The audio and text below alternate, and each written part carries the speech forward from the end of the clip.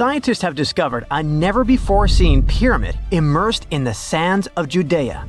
After a little digging, they discovered that it held treasures that had been untouched for over 2 millennia and historical secrets that we can only now access. At the Zohar Fortress site, 2,600 feet above the Dead Sea, archaeologists were searching for manuscripts that would provide new information about the history of the site. The excavation was originally part of a long-standing campaign launched by the authorities. Its goal was to protect the sites from looting and unauthorized excavations. What they didn't expect was to find a pyramid-shaped structure built on top of a hill, made of hand-cut stones, each weighing hundreds of pounds. At first, the experts thought it was just a tomb, but they soon noticed the shape of the original walls and understood that the mound was a construction.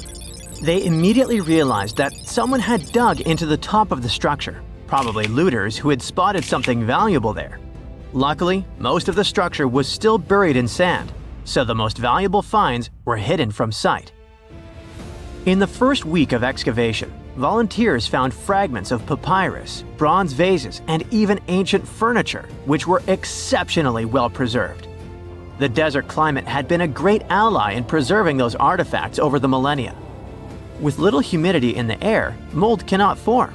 So, organic materials such as wood and fibers are protected from cracking and deformation.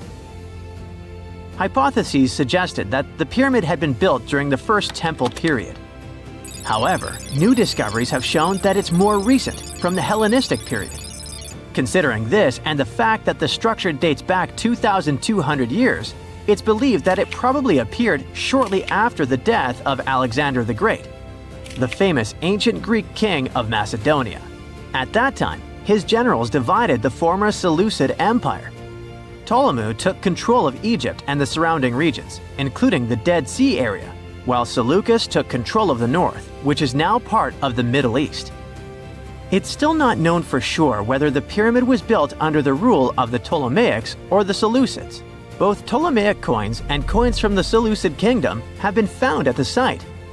Even so, many scholars believe it was built when the region was under Ptolemaic control. Evidence also suggests that the building, despite its longevity, collapsed at some point. But that's not why it was abandoned by the ancient Egyptians, which begs the question of what purpose it was built for. Some believe it was used as a tomb due to its picturesque location on top of a hill. Others believed it may have served as a historical monument.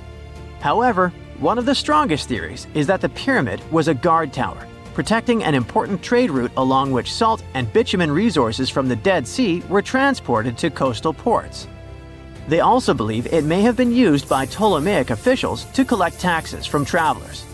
It would be something equivalent to our modern-day toll booths, or even port inspection agencies.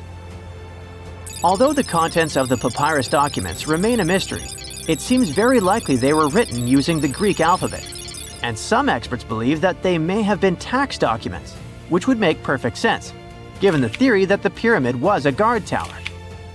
The team calls it a fascinating historical mystery that the dig is helping to unravel, but the find is just a grain of sand in an entire desert. The dig is part of a larger project that's been going on for a long time, and in the last 8 years alone, it has scanned 111 miles of desert cliffs and identified approximately 900 caves within that radius. Using rappelling equipment, advanced technology, and specialized documentation methods, archaeologists discovered thousands of rare items, such as hidden scrolls, woodworking tools, carpets, leather goods, and even treasures. For them, the Judean desert is an ancient vault just waiting to be opened to reveal its secrets. A few years before they found the mysterious pyramid, they discovered a cave that had served as a refuge for Jewish rebels almost 1,900 years ago. The site was about 262 feet from the top of a cliff, and because of its difficult access, it hadn't been explored yet. Inside, they found previously unpublished fragments of the Dead Sea Scrolls that contained religious passages written in Greek. 11 lines of text were reconstructed thanks to the good condition of the papyri. So, scientists were able to identify their etymological content. Probably the best thing there was no problem with preservation. Thanks to the dry and hot conditions of the desert, the artifacts were in impeccable condition. And there were other historical treasures there. The teams found rare coins, a partially mummified skeleton over 6,000 years old, with skin, tendons, and even strands of hair. There was also a giant basket made of plant fibers, considered the oldest in the world, more than 10,000 years old. With a capacity of up to 26 gallons, it was made about 1,000 years before the invention of ceramics. Speaking of historical treasures, there's another one that has caught the attention of the scientific community. A small piece of fabric that is around 3,800 years old. But it's more than just simple fabric. Dyed with the rare scarlet paint mentioned many times in ancient religious texts, this find is the oldest known evidence of fabric painted with a dye made from insects, known as scarlet worms. This is where the intense red hue comes from. It was a highly valued color, like royal blue and purple, because those insects lived in oak trees and could only be harvested for a short period during the year. So, those dyes were reserved for sacred fabrics, such as priests' clothes, marking status and religious importance. And although this discovery had great significance for archaeology, its size was actually tiny, measuring less than 1 inch. The fragment was discovered in 2016 during excavations in the so-called Cave of Skulls, but it's not known exactly how this fabric got there. According to experts, it's evidence that people knew how to dye wool fibers already 3,800 years ago or so. It also provides us with proof that the ancient textile industry already used animals at about the same time people began to create written sources. Fabrics painted using this type of dye were recorded in more recent periods. But what makes this piece really special is the fact that it is much older than any other. Another important discovery was made in 1980, when scientists found a seed that was over 1,000 years old, which turned into a mysterious tree named Sheba. They spent 14 years cultivating this plant, which is now about 10 feet tall, only to discover later that it could belong to an extinct lineage of trees that had grown in the region. The seed dates back to a period between 993 and 1202 CE, and they believe that Sheba may be a biblical tree commonly associated with healing. Although it's not been possible to identify the exact species, since the tree hasn't flowered, we know that it belongs to the genus Commiphora, which is related to famous African plants, such as the myrrh tree. But time has revealed something even more special. Its leaves and resins are rich in compounds that have medicinal, antioxidant, and even skin-soothing properties. This means that the tree may represent a forgotten lineage whose resin had medicinal value and was mentioned in ancient texts. This brings to light how ancient people dealt with botanical medicine. Wow! Scientists have found a lost city beneath Egypt's pyramids. And it's incredibly large, bigger than the biggest target you can imagine. Underground chambers, passageways, and vertical structures. Scientists have no idea what purposes they served. But let's start from the very beginning. Italian and Scottish scientists studying the Pyramid of Khafra discovered something that looked like secret tunnels under 3 pyramids. This find might change what we know about ancient Egypt. The expedition, called the Khafra Project, was led by Corrado Malunga from Pisa, Italy, and Filippo Biondi from the University of Strathclyde, Scotland. Their mission was to focus on exploring Khafra's pyramid, the second largest on the Giza Plateau. Scientists uncovered a massive structure beneath the Pyramid of Khafra. Could it be an ancient Egyptian underground city? The experts analyzed the data they had and came to the conclusion that 8 large vertical structures could be hiding beneath, possibly wells or shafts. They extend a staggering 6,500 feet across. Imagine placing 2.5 Burj Khalifas on the ground, one after another, and you get the sheer size of this find. These shafts also plunge nearly 2,000 feet underground. Some of the deepest underground stations in the world are located at a mere 380 feet underground or so. These cylindrical shafts are surrounded by spiral paths. Picture some old Gothic castle. They're connected to 2 giant, weirdly shaped chambers, Are those cubes? Or possibly bowls?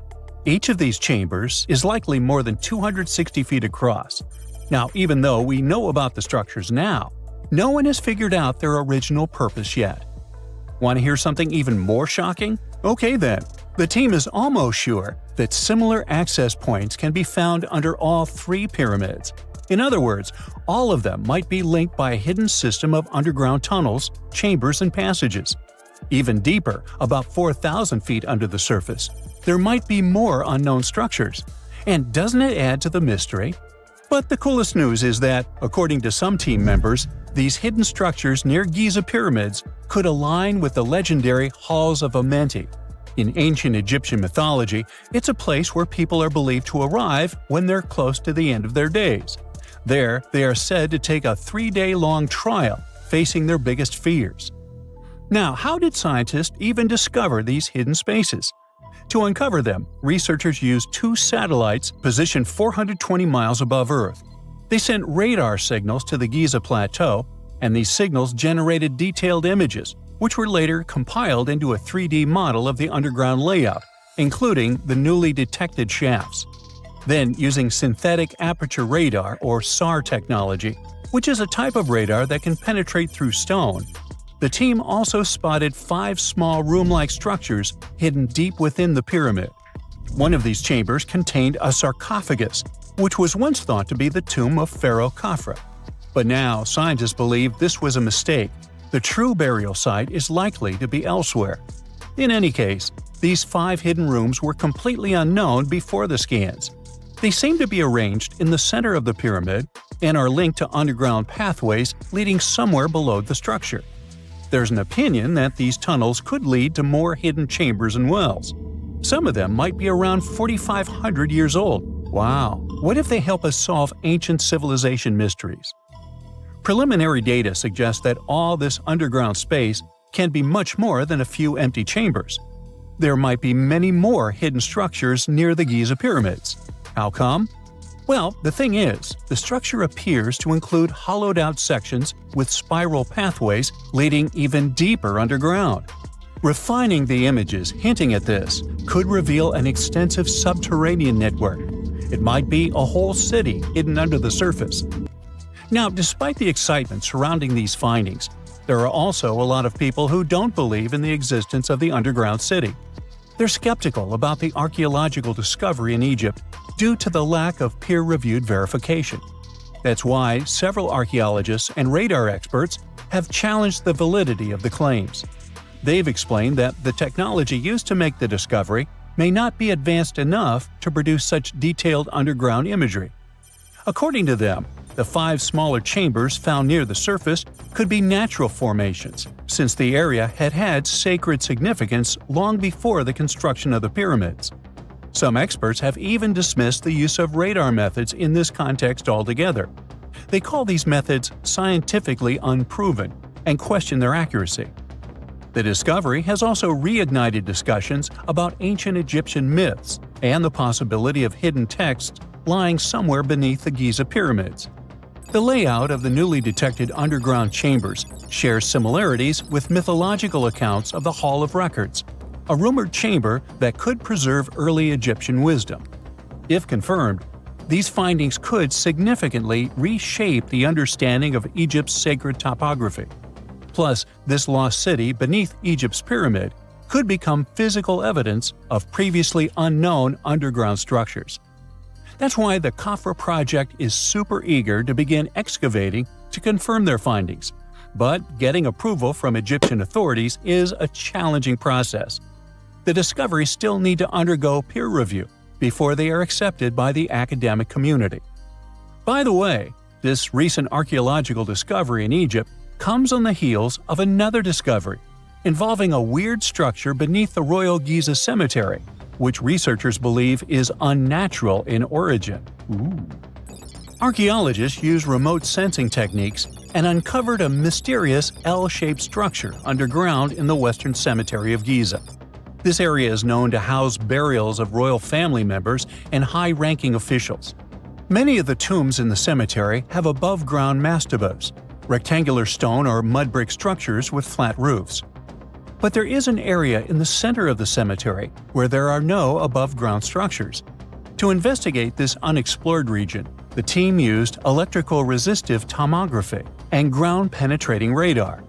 ERT works by sending electrical currents into the ground and measuring the resistance to detect remains. As for GPR, it sends radar into the ground and maps the structures based on the radar's return. The team found an anomaly about 6.5 feet beneath the surface. It appeared to be an L-shaped structure measuring at least 33 feet in length. The readings suggested that the structure had been backfilled with sand after its construction. This made the team hypothesize that it could be a mix of sand and gravel, or possibly an air void. This anomaly was classified as a highly resistive structure, which meant it didn't occur naturally. Motoyuki Sato, the study's lead author and professor at Tohoku University in Japan, claims that the structure is not a natural formation due to its sharp shape. Another weird thing about ancient Egyptian pyramids is that historians have long believed that they were built primarily for royals and high-status individuals who had the wealth and power to create such massive structures. However, new research from the archaeological site of Tombos in modern-day Sudan challenges this assumption. The thing is, Tombos' pyramid may have served as burial sites for low-status workers as well as elites. The hard-working members of ancient communities may have found their last resting place in some of the most visible monuments, including the pyramids. Located along the Nile River in the ancient region of Nubia, Tombos became part of Egypt after its conquest of the area around 1400 BCE. That's when Egypt established the site to strengthen its colonial control. Workers at Tombos built pyramids, but those were much more modest than the famous pyramids of Giza. The research team reanalyzed 110 human skeletons from Tombos, originally studied in 2012. In particular, they examined the entheses, the areas where tendons and ligaments attach to bones. Such an analysis can give us insights into the amount of physical labor a person performed. When someone does hard labor, their bones often develop distinct crests and ridges at these attachment points due to the stress on the tendons and ligaments. And while some skeletons showed little change in their entheses, suggesting they belonged to individuals from the upper classes, others showed more serious changes. It means they belong to lower-class workers. This finding can totally challenge our earlier understanding of pyramid burials, especially the idea that only elites were buried in the pyramids, because the pyramids themselves were designed for the elite. This recent research may prove that lower-class workers may have found their final resting place in these monumental structures too. So looky here, scientists discovered ancient artifacts near King Tut's tomb. Turns out, his VIP final resting place looks more like a public graveyard with about a dozen wooden coffins that's been there for around 3,600 years. Okay, I might have exaggerated a tad.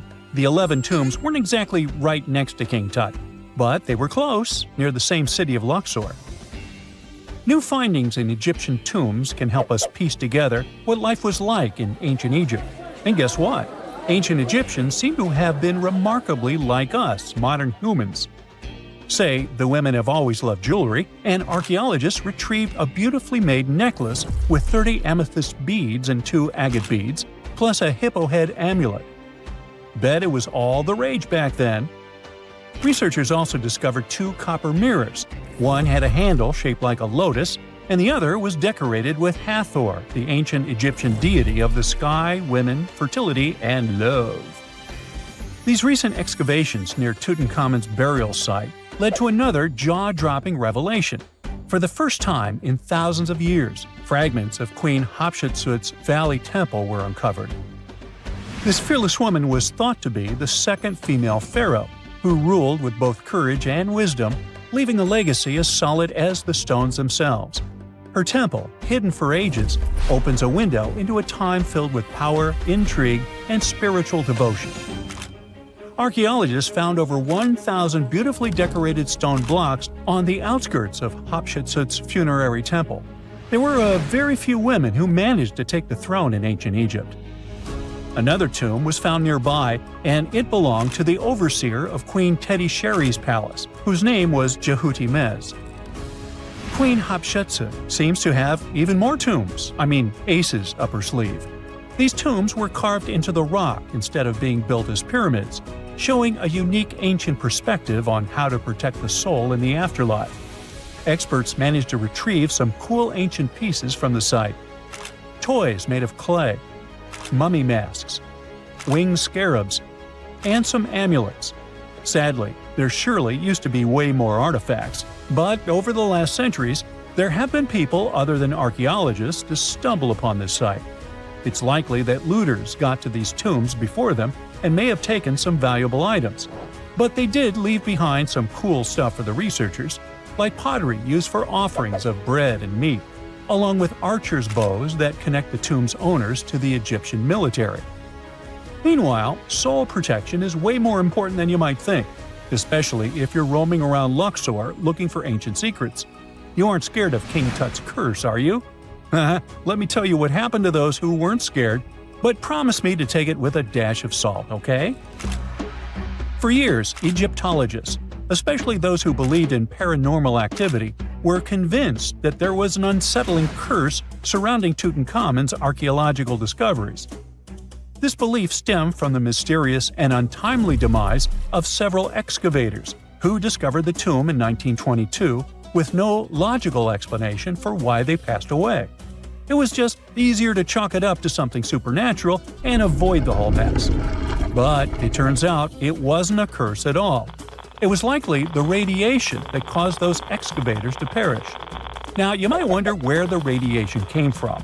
After all, while radioactivity was discovered in the 19th century, ancient Egyptians, despite their impressive pyramids, didn't have any radium lying around to make Tut's tomb glow like crazy. So, what could be the real story? It might have been toxic waste behind it all. Toxic levels of radiation from uranium and hazardous waste have been lurking inside the tomb since it was sealed over 3,000 years ago. The burial chamber of Tutankhamun's tomb reportedly has such high radiation levels that anyone who steps inside could easily end up with a fatal dose of radiation sickness or an incurable condition. By the way, you can have a somewhat similar level of radioactivity if you don't get rid of those moldy dinner leftovers you left to perish in your fridge a month ago. But this radioactivity isn't exclusive to Tutankhamun's tomb. Ancient Egyptian artifacts discovery is rewarding yet dangerous due to unusually high radiation levels in Old Kingdom tombs all over Egypt. Geiger counters have detected radiation at 2 sites near the Giza pyramids, and radon, a radioactive gas, has been found in several underground tombs in Saqqara. Interestingly, experts believe that the builders of these ancient tombs were aware of the toxins, as some eerie warnings were carved into the walls of many tombs. One inscription ominously declared, "They that break this tomb shall meet their end by a malady that no doctor can diagnose." Other ominous phrases like "forbidden," "due to evil spirits," only added to the fear that supernatural curses haunted these ancient sites.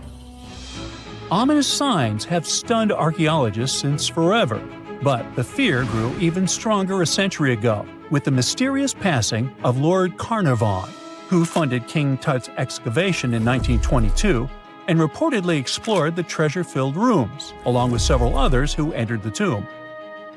Arthur Weigall, another British Egyptologist who was present at the tomb's opening and is credited with starting the curse myth, passed away young when he was just in his 50s in 1934.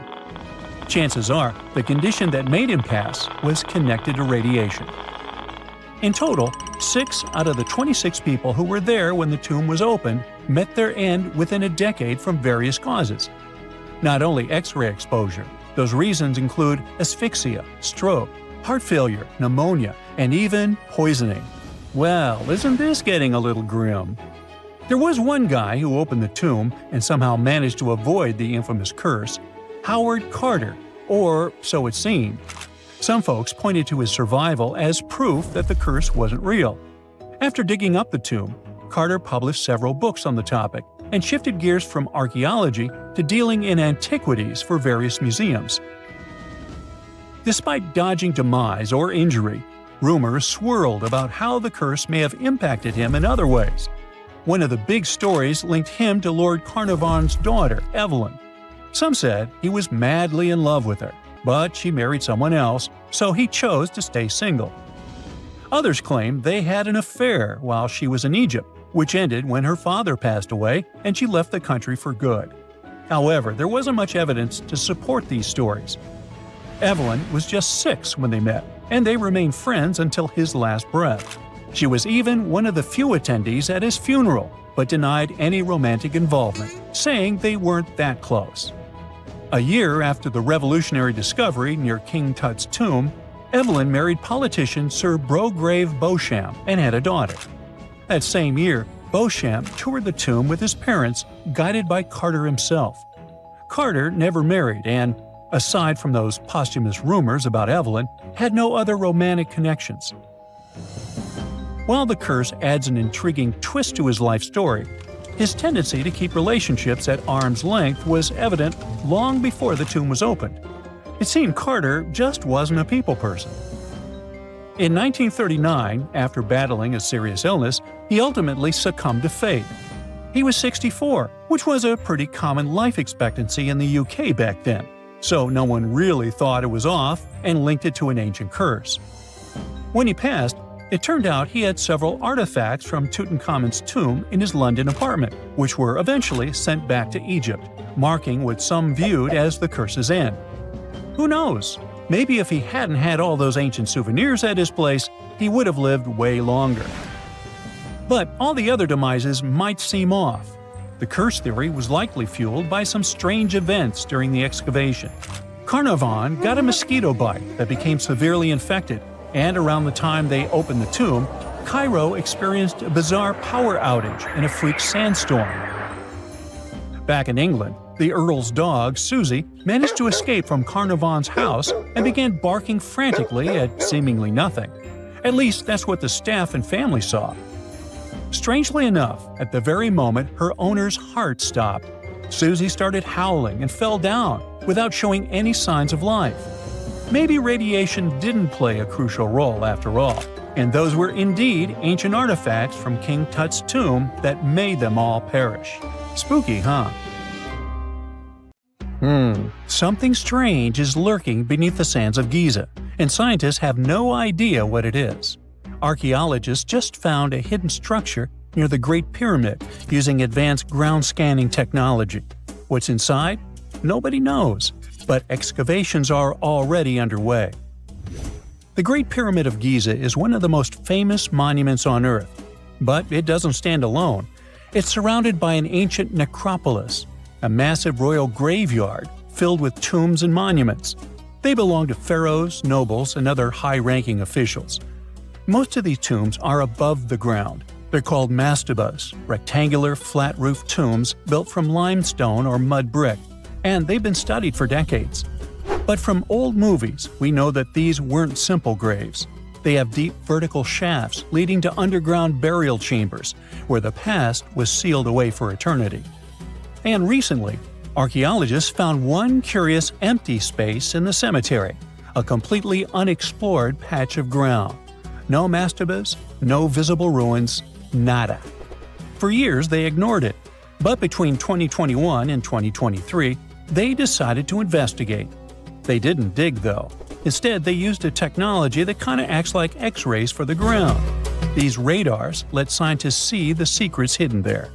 And there was something hidden beneath the sand, something deliberately buried and forgotten. A two-part underground structure. One part was shallow and L-shaped. It's about 33 feet long and buried just 6.5 feet deep. But below that, a deeper, more mysterious anomaly, a structure completely different from anything else in the area. They called it a highly resistive anomaly, which means it's dense and solid, likely made of stone, sand, or even metal. And still, no one has a clue what's inside it. Now, it's clear that humans made the L shape. It wasn't formed by nature. And the shallower structure might have been an entrance to whatever is hidden below. But they only have some theories about what might be hidden there. It's also filled with sand and gravel. It was probably deliberately backfilled after its construction, perhaps to preserve this. Why? Well, we don't know yet. The archaeological team will need to excavate to understand what exactly this thing was and why it was built. The first guess is a lost burial chamber. Many tombs in Giza have underground burial sites, but most have clear surface markers. This one, for some reason, has nothing, but it could be one of them. The second guess is an ancient offering chapel. Egyptologists know that some chapels were built in this shape, but usually they were above ground, not buried like this. And finally, it might be something we've never seen before. If this turns out to be a new type of structure, it could rewrite what we know about the burials of pharaohs. The only way to know for sure is to dig it up. And that's exactly what's happening right now. Excavations are already underway. Archaeologists are racing against time to uncover the truth. But there's a real danger there too. Giza's fragile ancient structures need to be handled carefully. Otherwise, they could be damaged beyond repair. So all we can do is wait for the truth. Now, these tombs always held fascinating mysteries. Unfortunately, we'll never learn tons of these mysteries because of some relentless tomb robbers. Egyptian tombs were built to guard the bodies for eternity. But that absolutely didn't stop people from breaking in and stealing everything valuable inside. They've been bothering these ancient sites for thousands of years, starting way back in Pharaoh's times. Many of the most famous tombs, including those in Giza, Saqqara, and the Valley of the Kings, were looted. It was a common practice in ancient Egypt. And they were serious about this whole thing. They dug secret tunnels to bypass traps and walls, bribed or threatened tomb workers to get inside knowledge, cracked open sarcophagi to grab gold, jewelry, and artifacts. And by the time modern archaeologists got to most of these tombs, they had already been picked clean. The reigning pharaohs got tired of this infuriating nonsense. The Valley of the Kings, the famous burial ground of Egyptian royalty, was supposed to be the ultimate safe zone. Tombs were built deep underground, hidden in the desert. Passages were sealed with giant stone blocks. False doors and traps were added to confuse thieves. Even curses were written on the walls, warnings of horrible endings for anyone who dared to disturb the tomb, which is exactly where we got all those horror stories about mummies from. Spoiler alert, none of it worked. Most tombs in the Valley of the Kings were fully robbed within 100 years of being sealed. Even King Tutankhamun's tomb, one of the most famous in history, was broken into twice in ancient times. Some of them decided to try and fight back. The New Kingdom rulers built hidden unmarked tombs in a way that should have prevented the looters from finding them, but didn't work. Some pharaohs, like Ramses II, were moved in secret to prevent their bodies from being stolen. Nope, didn't matter. The grave robbers always won. That's because tomb raiders weren't just random thieves. They were skilled, organized, and well-connected. They knew exactly where to look. Many were the ones who had built these sites in the first place, and they knew where the entrances were. If they couldn't smash through the doors, they'd dig through the walls, floors, and even ceilings to break inside. They also worked fast, often within a few years after the tombs were sealed, before anyone forgot where the valuable stuff was. The Khufu's pyramid, the one that's next to this newly discovered structure, was looted long before modern times. The one thing left inside when explorers got there? An empty granite box where the sarcophagus used to be. Unfortunately, it's not just about gold. History itself gets stolen during these raids. Ancient Egyptians wrote detailed records of what exactly and where they buried. So when archaeologists compare these lists to what's found, they can see what's missing, which is often everything valuable. Most artifacts don't end up in museums. They just disappear into private collections, where they can never be studied again. Which is, of course, completely unfair. In fact, a few countries have had enough and started passing laws to take historical artifacts back from private collectors. In Italy, if you own an ancient Roman artifact, you must prove you got it legally. China is actively hunting down stolen artifacts, and they must find ways to retrieve it back from the Western collectors. In Egypt, they passed new laws making it illegal for private citizens to own any ancient Egyptian artifacts at all. Other countries, like the US, the UK, Germany, or Switzerland, are completely fine with rich guys owning their history. The British Museum is built on looted things. European empires invaded half the planet and took whatever they wanted back home. Their museums are often full of such stolen artifacts, and unfortunately, they refuse to give most of them back. For example, the Rosetta Stone. It was taken from Egypt by Napoleon's army, then stolen again by the British after they beat the French. Egypt has been demanding to return for years, but they still can't get it back. Or the Parthenon marbles. These magnificent massive Greek structures were taken from the Parthenon in Athens by a British lord in the 19th century. Greece has been begging for them back ever since, but the UK doesn't feel like it. Not to mention tons of Mesoamerican artifacts, scattered in various museums across the world. European explorers raided Mayan and Aztec temples, took statues, jewelry, and sacred objects, and now Mexico is fighting to get them back. Well, wouldn't it be surprising even if this mysterious underground chamber has somehow been looted already? But if it's a newly found place, could it be one of the few that escaped the hands of grave robbers? Could there still be ancient artifacts, untouched for 4,500 years? We can only hope that those guys didn't get there first. Beneath the sands of Luxor, scientists found something that was perhaps never meant to be found. Over 1,000 decorated stone blocks that belonged to the ruined temple of a woman pharaoh. It got us thinking, why was this temple so brutally destroyed, and who was this woman?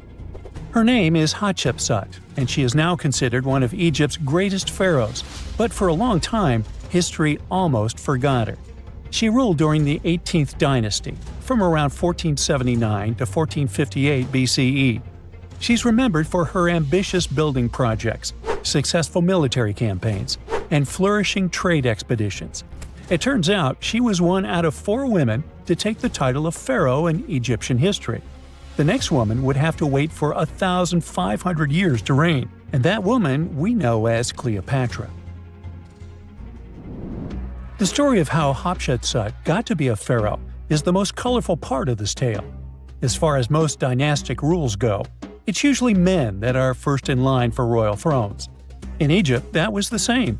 That's why, when Pharaoh Thutmose I had a daughter as his firstborn, that was a big no-no as far as his succession line went. A few years later, Pharaoh Thutmose I passes away. The crown passed to Thutmose II, who ruled briefly, only to leave the throne to his infant son, Thutmose III. In this scenario, Hatshepsut was this pharaoh's stepmother. So what happened was that Hatshepsut served as advisor to her stepson, since he was too young to rule on his own. But after 7 years, she made an unprecedented move. She decided to seize power and declared herself Pharaoh of Egypt. Now this was not a simple power grab. Hatshepsut understood that if she wanted to rule, she had to present herself as a legitimate king. In a bold move, she adopted the full royal regalia, including the false beard, traditionally worn by male pharaohs. She was often depicted in statues and hieroglyphs as a man, wearing the pharaoh's kilt and headdress. But this wasn't about disguising herself. Experts believe she never tried to hide her identity. Inscriptions on her statues often included feminine titles, like Daughter of Re, or grammatical structures that combined male and female terms, such as His Majesty herself. This showed that while she adopted traditional symbols of kings, she still acknowledged her true gender. But she needed to go even further. To legitimize her rule, she crafted an elaborate origin story. She claimed that the deity Amun himself had visited her mother in the form of her father, Thutmose I, and that she was his divine daughter. Now this was no small claim, since pharaohs were seen as deities on earth. By aligning herself with Amun, she strengthened her right to the throne. In temple carvings, she depicted this divine birth with Amun, presenting her as his rightful heir. These narratives weren't just mythology, they were tools, ensuring her position remained unchallenged. Hatshepsut also took a new name, Ma'at Kari, which translates roughly to "truth is the soul of the sun god." The word Ma'at was central to Egyptian beliefs. It represented order, justice, and divine balance. Pharaohs were expected to uphold Ma'at to ensure Egypt's stability. By calling herself Ma'at Kari, Hatshepsut was likely reinforcing that she was a legitimate and rightful ruler. Her reign was truly great. She led Egypt into an era of peace and prosperity, launching massive building projects and restoring temples across the kingdom. Her most famous achievement was the construction of her temple at Deir el-Bahari, a pretty impressive architectural masterpiece carved into the cliffs of Luxor. Hatshepsut initiated one of the most ambitious construction projects in ancient Egyptian history, commissioning monuments, temples, and obelisks to immortalize her reign. It's argued that she continued with the construction of the Avenue of the Sphinxes, a grand road lined with statues leading to the Karnak Temple. For many, her shining architectural achievement was the towering obelisk she had carved from single pieces of granite. One of these, weighing over 320 tons, still stands today. Now, beyond building, she expanded Egypt's influence through trade. She sent an expedition to the mysterious land of Punt, believed to be modern-day Somalia or Eritrea, bringing back riches like gold, ivory, and exotic animals. Her fleet of ships sailing the Red Sea marked the first recorded trade mission of its kind, establishing economic ties that would benefit Egypt for generations. Yet, for all of her success, something strange happened after Hatshepsut passed away. Her successor, aka her stepson Thutmose III, who had been overshadowed by her rule, took a drastic step. He ordered her name to be erased from history. Her statues were defaced, her inscriptions chiseled away, and her achievements credited to other rulers. It was as if she had never existed. Some believe Thutmose III wanted to reclaim his rightful place as pharaoh, while others suggest that later rulers, uncomfortable with the idea of a female pharaoh, sought to restore traditional male dominance. The story gets even more tragic. The power struggle between stepmother and stepson continues, since, even after her passing away, Thutmose III built his own temple right next to Hatshepsut's at the Valley of the Kings. But he built his temple with one deliberate modification. His monument was built 11 feet higher than hers. Mind you that this was no accident, it was a symbolic statement. He wanted to overshadow her legacy. But history had other plans. Hatshepsut's legacy started to be rediscovered in the 19th century, and it was only through careful archaeological investigation that her reign was properly recognized. Today, Hatshepsut is remembered as one of Egypt's greatest pharaohs. Her reign, once erased, has been reconstructed through constant archaeological discoveries, proving that her power and influence could not be so easily forgotten. Her resting place had been hidden in plain sight, her body removed from its original chamber in an effort to erase her from history. This final piece of evidence cemented her legacy, proving that even attempts to erase a pharaoh could not really do it. Hatshepsut's grand temple, Djeser-Djeseru, was a stunning architectural feat, designed to immortalize her reign and solidify her divine connection to Amun. But after her death, her successor, Thutmose III, launched that calculated effort to erase her legacy, and parts of her temple were dismantled. Historians still debate why. Was it a dynastic power move, an attempt to restore traditional male rule, or a bid to strengthen Thutmose III's claim to the throne? Maybe he was just a jerk. Whatever the reason, the destruction wasn't immediate. It happened decades after her death, suggesting it might not have been a personal revenge, but a broader political strategy. Yet, despite these efforts, her temple endures, and so does her story, a defiant echo of Egypt's first great female pharaoh. Let's travel through space and time to another place. Dashur, Egypt, is known to be home to several resting places of people from ancient Egypt. In the year 2017, scientists uncovered a long-lost pyramid. They quickly called the Ministry of Tourism and Antiquities because they suspected it was going to be a big deal. Unlike most pyramids that were found in the area, this one was completely sealed. Lifting the capstone was a delicate process. When they finally managed to open the pyramid, They expected to find an undisturbed chamber. Instead, it was chaos. The place had been looted, and the personal items of the person that had passed away were scattered all over. But in the middle of the wreckage, they found a chest. Using the latest scanning technology, they managed to read the damaged hieroglyphs on its surface. What they found was unbelievable. The name inscribed there was as clear as day: Princess Hatshepsut. Ooh. The discovery made in 2017 also opened up a lot of questions. After further analysis, scientists discovered the remains belonged to another Hatshepsut. It belonged to a princess that lived during Egypt's 13th dynasty. The fact that her resting place had been looted before it was sealed made scientists wonder, were these ancient people trying to hide something about this public figure? And why is there almost no record about her in ancient Egyptian history? Ooh, stay tuned. For more than 3,000 years, the gold mask of Pharaoh Tutankhamun stayed hidden in the Valley of the Kings. This artifact, which stands about 21 inches tall, shows how skilled and artistic the ancient Egyptians were. But nobody expected that X-rays would reveal its biggest secret.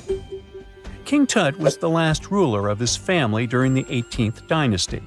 He took the throne at just 9 years old, but ruled for only 10 years before he passed away unexpectedly. If we're being honest, back in ancient Egypt, he was mostly forgotten by the rulers who came after him. His tomb wasn't a big deal for them, so much so that even the grave robbers forgot about him. It might sound a bit sad, but the truth is that it was actually great news for us. Since his tomb was practically forgotten, it ended up being perfectly preserved. While the other tombs in the Valley of the Kings were looted, his remained sealed and untouched. So, when it was discovered back in 1922, it had over 5,000 precious objects inside. That made Tutankhamun basically an instant celebrity and one of the best-known pharaohs nowadays. Among the treasures was the most stunning piece, his golden mask. This mask is said to be an exact image of the king's face, or at least it was supposed to be, but we'll get to that later. The purpose of this accurate representation of his face was to make sure that his soul would recognize him in the afterlife and return to his mummified body. In ancient Egyptian beliefs, this would allow him to continue living in the afterlife.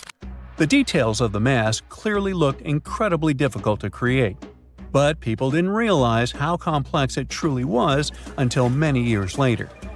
The first X-rays of the mask were taken in 1967. Back then, the main reason for these scans was practical – conservation. The mask was heading to Paris for an exhibition, and it was the first time it had ever left Paris. This would help them keep track of any changes during the exhibit. Plus, the images could give clues about how the mask was made, but back then, they probably didn't fully realize just how complex its construction was. I mean, Egyptian goldsmiths didn't use modern soldering techniques. So, how did they make this mask? New X-rays taken in 2007 gave us some answers. It turned out the Egyptians didn't use pure gold, which is 24 carats. The mask was actually made of 23-karat gold, meaning it was mixed with another material. So, specialists discovered that the gold sheets contained a small amount of copper, a reddish-brown metal. This was likely done to make the material more flexible and easier to shape. They would then shape the gold sheets by heating and hammering them over and over again. But there was one more secret inside the mask that wasn't discovered until 2015. The year before, the staff at Cairo's Egyptian Museum were working on the mask display when the long beard of the mask accidentally got knocked off. Another theory is that the beard had become loose over time and just fell off. Either way, the fact that King Tut's beard came off caused a lot of stress. After all, we're talking about one of Cairo's biggest tourist attractions, so the experts had to fix the problem quickly. The restoration process started with a detailed recording of the mask's condition. To do this, they had to take a full three-dimensional scan of the artifact. And, by accident, they found something very interesting in the mask. Inside the royal beard, there is a gold tube, an intriguing structure that the Egyptians likely used to attach the beard to the rest of the mask. And that proved, once again, that the process of making this mask was even more complex than experts thought. But the mysteries don't stop there. Remember how we mentioned that the mask was thought to perfectly represent King Tutankhamun's face? Well, that might not be entirely true. Some popular theories suggest the mask was never meant for him and was actually made for someone else. A study published in 2015 suggested the mask was originally made for a female pharaoh, his supposed stepmother, the famous and beautiful Egyptian queen Nefertiti. The biggest clue comes from an inscription on the mask. At first glance, it seemed to belong to Tutankhamun. But after a close examination, researchers noted that something else was actually written underneath King Tut's name. The royal name stamp seems to have been altered, and originally it had something written on it that translates to Queen Nefertiti. There is another feature of King Tut's golden mask that was overlooked for years, which adds even more mystery. As we mentioned earlier, experts believe he wasn't respected much by the pharaohs who came after him. And one of the clues that made archaeologists think this is the pierced ears on the mask. Some researchers believe that King Tutankhamun wouldn't have worn earrings after he was a kid. So, according to their theory, by the time he passed away at 18, he shouldn't have been represented with pierced ears. This could also support the idea that the mask originally belonged to Nefertiti, or maybe to someone who wasn't even connected to King Tut. But the mask isn't the only source of mystery. In fact, his whole tomb is full of puzzles. Recently, historians found a sign that the place where King Tut was supposed to be buried was changed at the last minute. For years, experts wonder why a pharaoh who ruled for 9 years ended up in such a simple tomb. When compared to the grandeur of other pharaohs' tombs, his tomb seemed, well, a bit plain. The idea that a king like Tutankhamun would have such an unremarkable resting place just doesn't match up with the power and importance he must have had in ancient Egypt. So, what happened? Well, apparently, this might have something to do with his successor, Pharaoh I.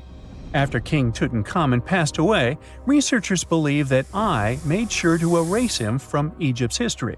So, one theory suggests that he was probably behind the quick decision to place King Tut's body in a smaller, less impressive tomb.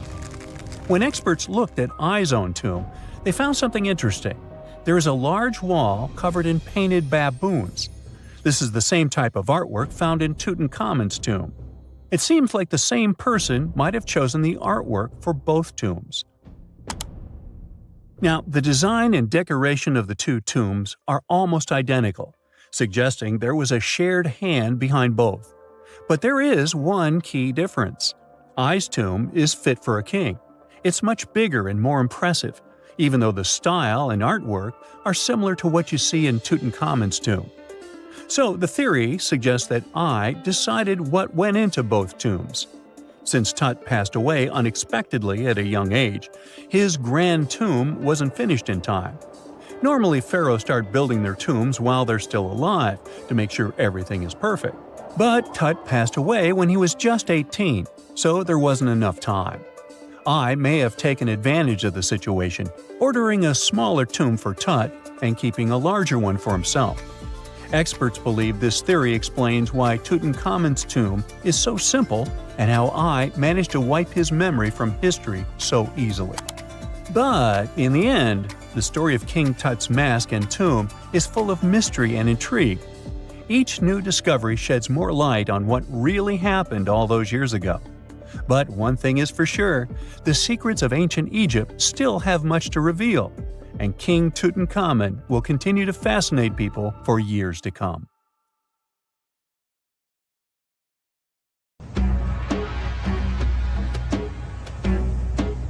This is not a dune set.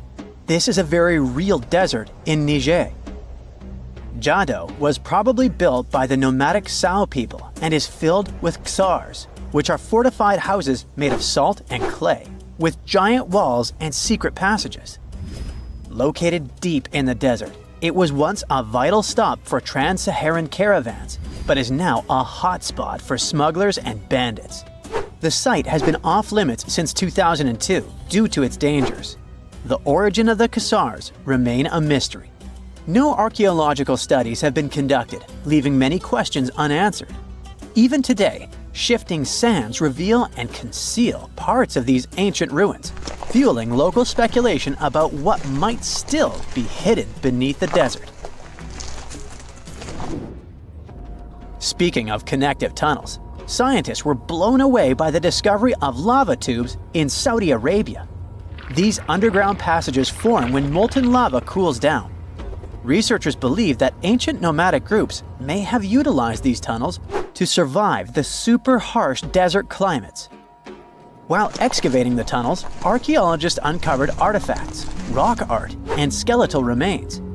The art and animal bones show that the people who used the tunnels were probably sheep and goat herders. They're still piecing together whether these groups lived in the tunnels for extended periods or just used them as temporary shelters. The Great Pyramid of Giza has been standing for thousands of years, but it's still hiding secrets. Using special scanning technology, scientists found two hidden structures under an ancient burial ground.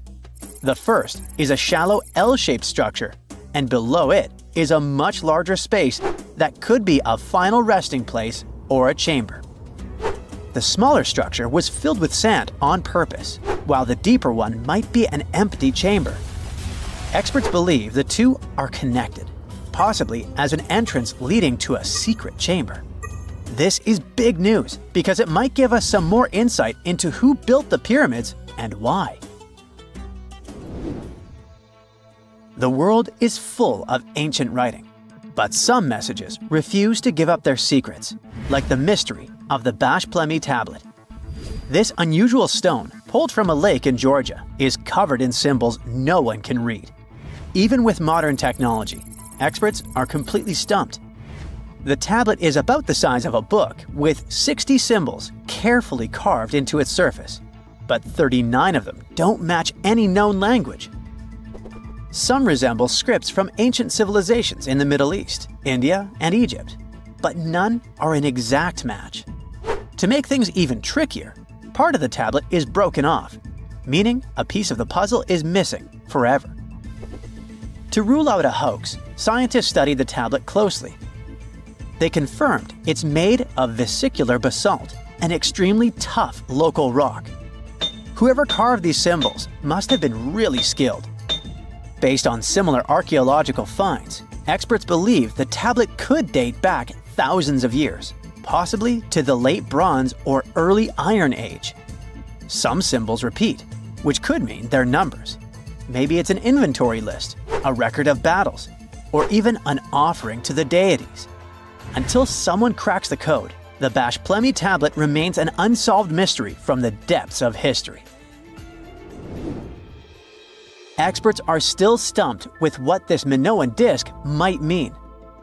The Phaistos disc is one of the most mysterious finds from the Minoan civilization. This 6-inch clay object, discovered in 1908, has strange spiral markings that no one has fully decoded yet. The disc has 241 symbols on both sides, showing everything from people and animals to tools and plants. Experts have come up with many theories about what the symbols mean. Some think it's an early form of Greek. Others suggest it's a prayer or a hymn. And some even believe it could be a letter from a king in Anatolia to a Greek ruler. Let's see who will be the first to figure this out. It's always a fun day at an archaeologist's office when they find something as big as a 2,000-year-old marble head. A French archaeologist mission went digging inside an old medieval house near Alexandria in Egypt and found a statue's head depicting an old, possibly ill man. This statue dates from the last Egyptian dynasty before it became part of the Roman Empire, and the site where it was found is associated with the likes of Cleopatra and Mark Antony. For archaeologists, even the smallest finds at this site means a lot. You've heard of Lucy, right? The Australopithecus that was an early ancestor for us humans. Well, scientists found some of her species' footprints somewhere in Tanzania.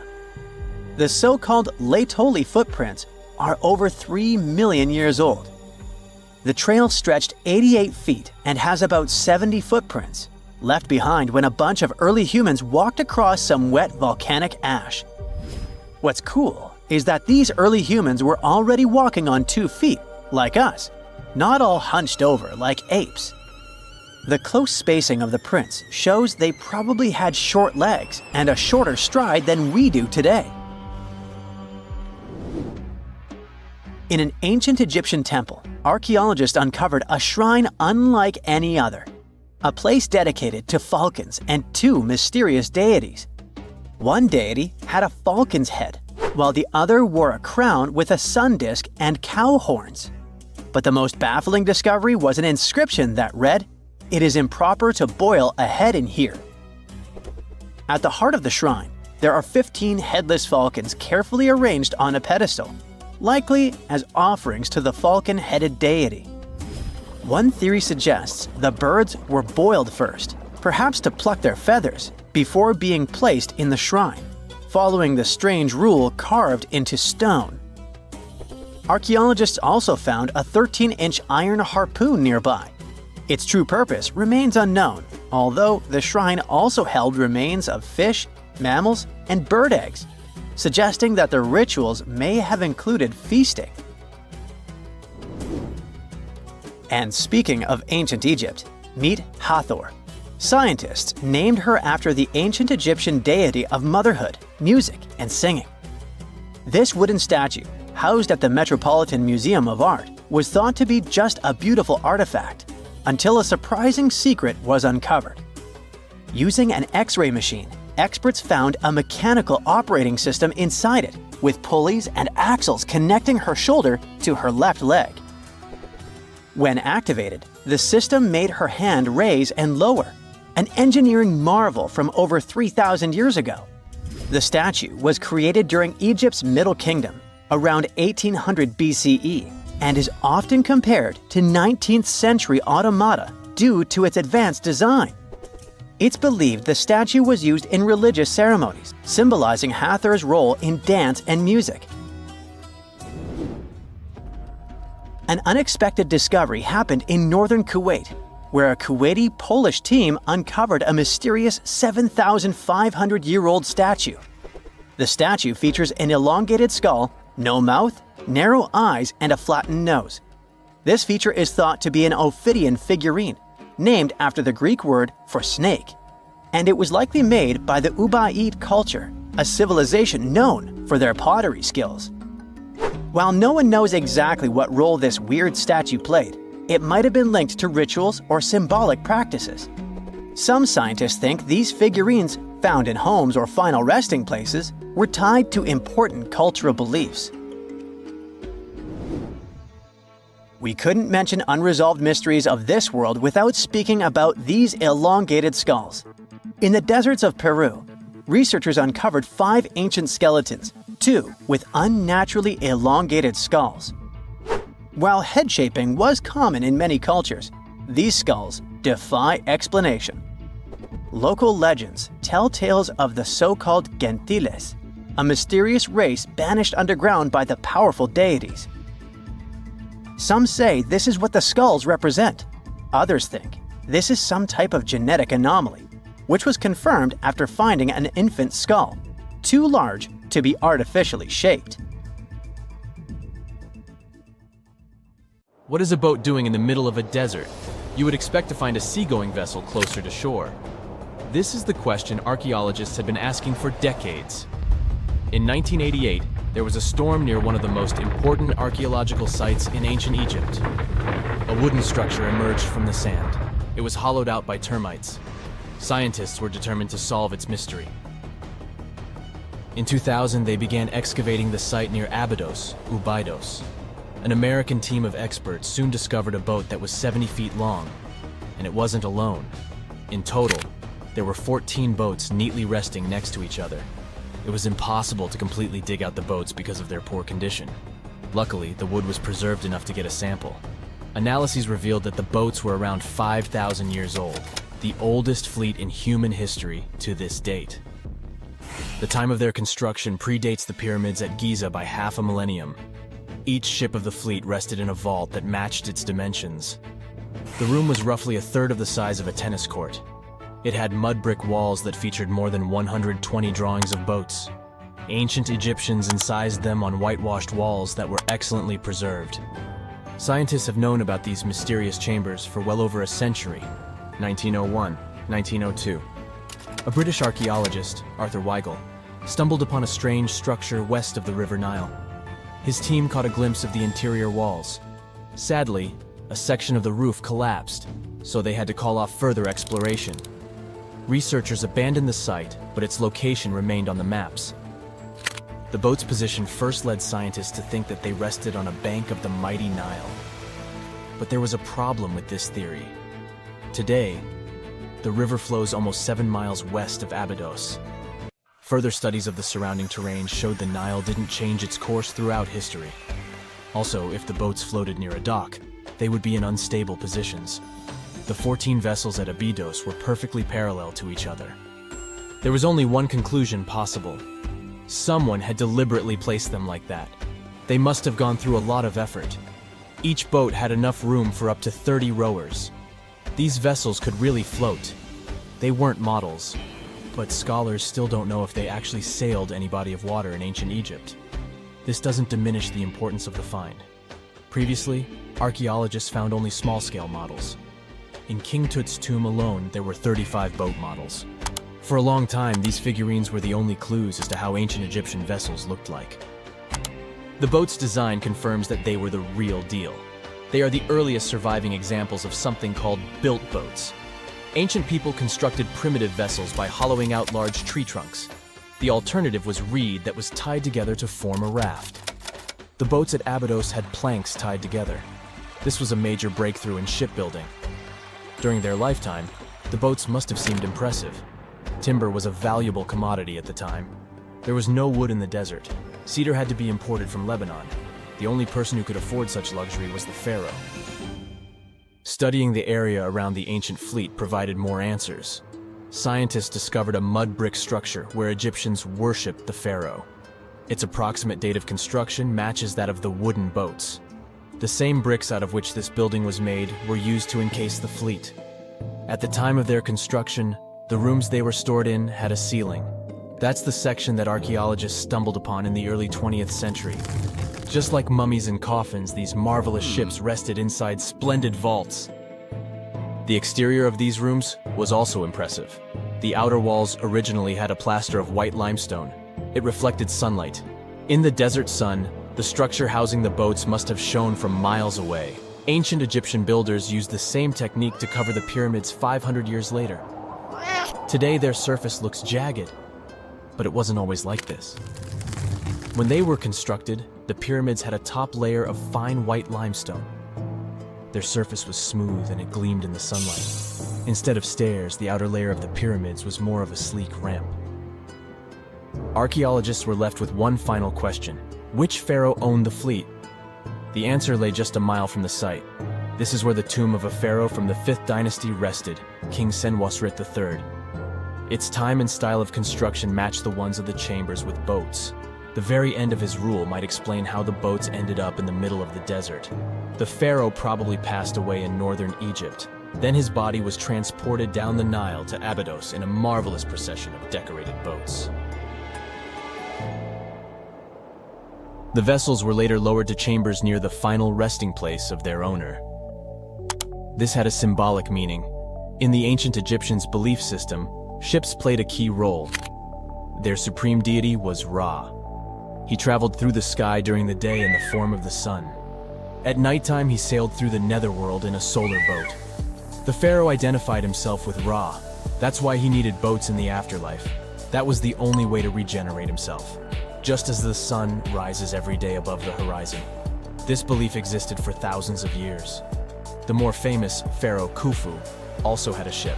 Scientists found it in 1954 next to his pyramid at Giza. It is some 4 centuries younger than the fleet at Abydos, but Khufu's ship was almost 2 times longer. The Great Pyramid of Giza and King Tut's tomb are some of the most famous archaeological finds in Egypt. But there are many more secrets hiding beneath the endless sands of the Sahara Desert. Recently, 2020, archaeologists found a lost city there. They have labeled it as the most important discovery since King Tut's tomb, 1922. The city of Aten is some 3,000 years old. Historians hope it will give them a unique insight into the everyday life of ancient Egyptians. The famous archaeologist and Egyptologist Zahi Hawass proclaimed the site a lost golden city. Aten sits some 300 miles south of Egypt's capital, Cairo. It is close to the famous Valley of the Kings. Archaeologists first found sections of mud brick walls that spread out in all directions. They discovered complete rooms with tools of everyday life inside. The research team unearthed a bakery, a residential neighborhood, and an administrative district. They all date back to the time when the Egyptian civilization was the wealthiest in its long history. They were also the first to make objects from iron. In 1911, scientists found a set of iron beads near a village in Lower Egypt, El Girza. These are the earliest known iron artifacts. The discovery is literally out of this world. Ancient people made them by beating into shape a piece of a meteorite. The 9 beads were once part of an ornate necklace. They are now blackened and corroded, which is perfectly normal for a piece of jewelry that is over 5,000 years old. They consist of an iron-nickel alloy. Researchers were impressed by the skill of ancient jewelers who processed the beads. Their craftsmanship is more impressive when you think that they didn't know the stellar origins of the material. The Great Pyramid of Giza also has a remarkable feature. An international research group investigated the electromagnetic response of the structure to radio waves. They found that the pyramid has the ability to concentrate electromagnetic energy inside it. This occurred inside its chambers as well as under the pyramid's base. It contains an underground, unfinished chamber. It seems that the electromagnetic response is connected with the properties of limestone, the Great Pyramid's main building material. The research results might have a practical application. The way solar cells and nanosensors function could be improved by this remarkable find. We all know some iconic symbols. The Statue of Liberty screams USA. The Eiffel Tower represents Paris. And this mask? Undoubtedly, it's Tutankhamun's, right? Sometimes it feels like historians have squeezed every last drop out of the King Tut story. But guess what? The most obvious details often slip right under our noses. Like the fact that this famous mask didn't actually belong to him, nor was it ever meant for him. Stick with me for the details. Can we get a close-up of that mask? Thanks. See those holes? Yep, they're for earrings. And no, it's not that they had anything against jewelry, but back in ancient Egypt, earrings were typically worn by high-status women or kids. Now, if you know your history, you might say, but Tut was a boy king, wasn't he? You're spot on. He began his reign at just 9 years old. Sadly, that didn't last long as he passed away at a very young age. So when he was 9, he might have worn earrings, but he probably took them off when he hit that no earrings age. Sounds reasonable, right? Actually, not quite. That would have been pretty strange since nobody expected him to pass away young. Certainly not at 9. So no one was preparing a kid's mask for a burial. It's this untimely demise that suggests that the mask used was simply the best option available when Tut passed away. There are more clues pointing to the idea that the mask was found in a hurry. Let's think about this. Even though Tut was mummified and his body could wait a bit, his loved ones wanted him to reach the afterlife ASAP. Some experts even believe the paint in the tomb was still wet when it was sealed. But look at his mask. It's a masterpiece. There's no way it was made in a rush. It's way more elaborate than other simpler cartonnage pieces. The renowned mask of King Tut stands 21 inches tall, adorned with precious stones, and features a golden beard that weighs 5.5 pounds, making the entire mask 22.5 pounds. Okay, I'm a bit confused here. So it seems like it was probably a kid's mask, but it had a beard? I've never seen a 9-year-old with a goatee, and I'm guessing you haven't either. Just think about it. A grown man's face compared to a kid's face. Fun fact for you, our faces pretty much stopped growing at the age of 16, so by 19, Tut would have definitely had the face of an adult man. Can you imagine trying to fit a relatively small kid's mask on a grown man? That would have been super embarrassing, and no one would have let that happen. Right, let's dismiss the kid's theory. Now, the second option, if you remember, is that the mask could have originally belonged to a woman. This is where the beard theory comes into play. Some researchers believe the beard might have been added later on. Here's another twist. What if the mask was actually made for Nefertiti herself, who ended up maskless? In this case, there are two discoveries. Two birds with one stone. For now, it sounds like a conspiracy theory, I know. But let's give it a shot and delve deeper into the details. So, Tut passed away in around 1323 BCE, probably due to malaria. He had other health issues too, like when he broke his leg, and records suggest he wasn't in the best shape. As for Nefertiti, we have no solid data about her demise. Plus, nobody knows exactly when or where she was buried. The supposed year when she passed away is around 1330 BCE, but she could have lived longer, and the mask was intended and prepared for her. Or maybe they just took her mask right from the burial chamber. After all, they were family. Well, sort of. She was said to be his stepmom, having been married to Akhenaten, who was likely Tut's father. But this is not 100% accurate. Some scientists doubt it. Ah, these ancient Egyptian families. It's hard to keep track of who's who. I know, you're not yet convinced that Tut wore a lady's mask. Let me share one more theory with you.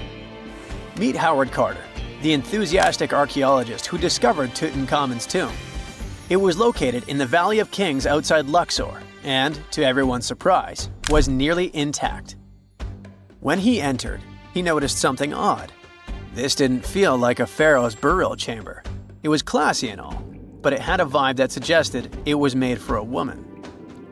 Typically, Egyptian pharaohs had larger tombs that suited them better, and even more strangely, it was oriented to the right of the entrance. This didn't add up. That orientation was typical for female chambers, which Egyptian queens used. Another red flag was that the chamber appeared to have been built in stages, and all the artifacts, around 2,000 of them, seemed hastily placed there. Even more curious, they looked like they were meant for other royals.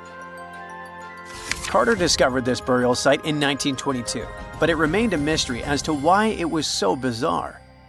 Almost a century later, Nicholas Reeves thought he may have solved the puzzle. He claimed that King Tut might not have been the original resident of the tomb. Instead, he suggested that the undisturbed resting place of the legendary Queen Nefertiti could be hidden behind the walls of the boy king's burial chamber. Nicholas studied high-resolution photos for months, meticulously examining every pixel. One day, he focused on detailed scans that revealed the texture of the tomb's walls beneath layers of paint. He spotted what he believed to be outlines of two doorways that had been blocked and plastered over to hide them from view. The more he looked, the more it seemed real. Could it be a tomb within a tomb?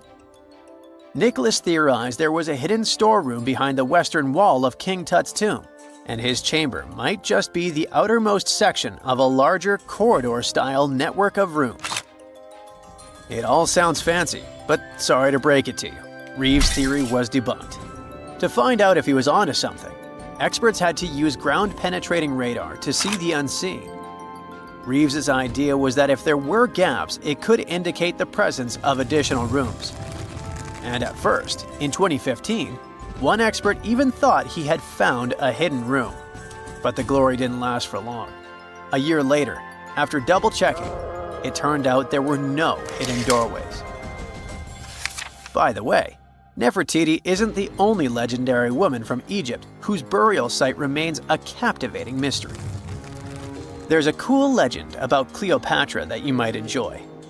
It's said that she once declared, "No man will ever find my tomb." Kind of fitting, right? After all, the person who's come closest to uncovering her final resting place is a woman. Fast forward a few millennia after she passed away, and while no man has located it, archaeologist Kathleen Martinez believes she might have cracked the code. She's been on the quest for Cleopatra VII's tomb for nearly 20 years, and recently discovered a bust that she thinks represents the famous queen. However, not everyone is on board with her claim. Some experts argue that the bust doesn't resemble Cleopatra at all. Alongside this intriguing marble statue, Martinez's team also unearthed 337 coins, some of which, less controversially, feature Cleopatra's likeness. But the real part is that it's still not officially confirmed. There's no doubt about the existence of the small bust. It's carved from white marble, fits in one hand, and shows a woman wearing a royal crown, according to a translated statement from the Egyptian Ministry of Tourism and Antiquities. The big question, though, is who it actually depicts. While Martinez insists this statue is a representation of Queen Cleopatra VII, many other archaeologists argue that the facial features don't match, suggesting it likely belongs to a princess instead. Sorry, I can't resist the temptation of breaking the magic for a moment. Some folks believe that the whole idea of "no man will find my tomb" is misunderstood. Even if she did say it, what she probably meant was "no living soul," and it wasn't about gender at all. It can as well be just a beautiful legend. Toodaloo! If there's a question that still baffles archaeologists to this day, it's this one. How did the ancient Egyptians build those magnificent pyramids? As far as we know today, their resources were quite limited, especially in terms of tools and building materials. We still don't have a fully satisfying answer, but hey, we've got some pretty amazing theories worth considering. The leading contender among these theories involves the clever Egyptians employing a sneaky strategy. Now picture this. They constructed a slanted and curving mound made of bricks, earth, and sand encircling the pyramid to be. As the pyramid grew taller and taller, they simply increased the height and length of this wacky structure. It's like they were playing an ancient game of Jenga. Now, how did they get those massive stone blocks up there? Well, according to the legendary ancient Greek historian Herodotus, they used sleds, rollers, and levers. It sounds like they turned construction into a supersized game of tug-of-war. And guess what? Herodotus also claimed that the Great Pyramid, the one from Giza, the granddaddy of them all, took a whopping 20 years to build. There's more. Herodotus also dropped a mind-boggling number on us. 100,000 men were supposedly involved in this pyramid extravaganza. Did they hire the entire Egyptian population? Well, it might not be as far-fetched as it sounds.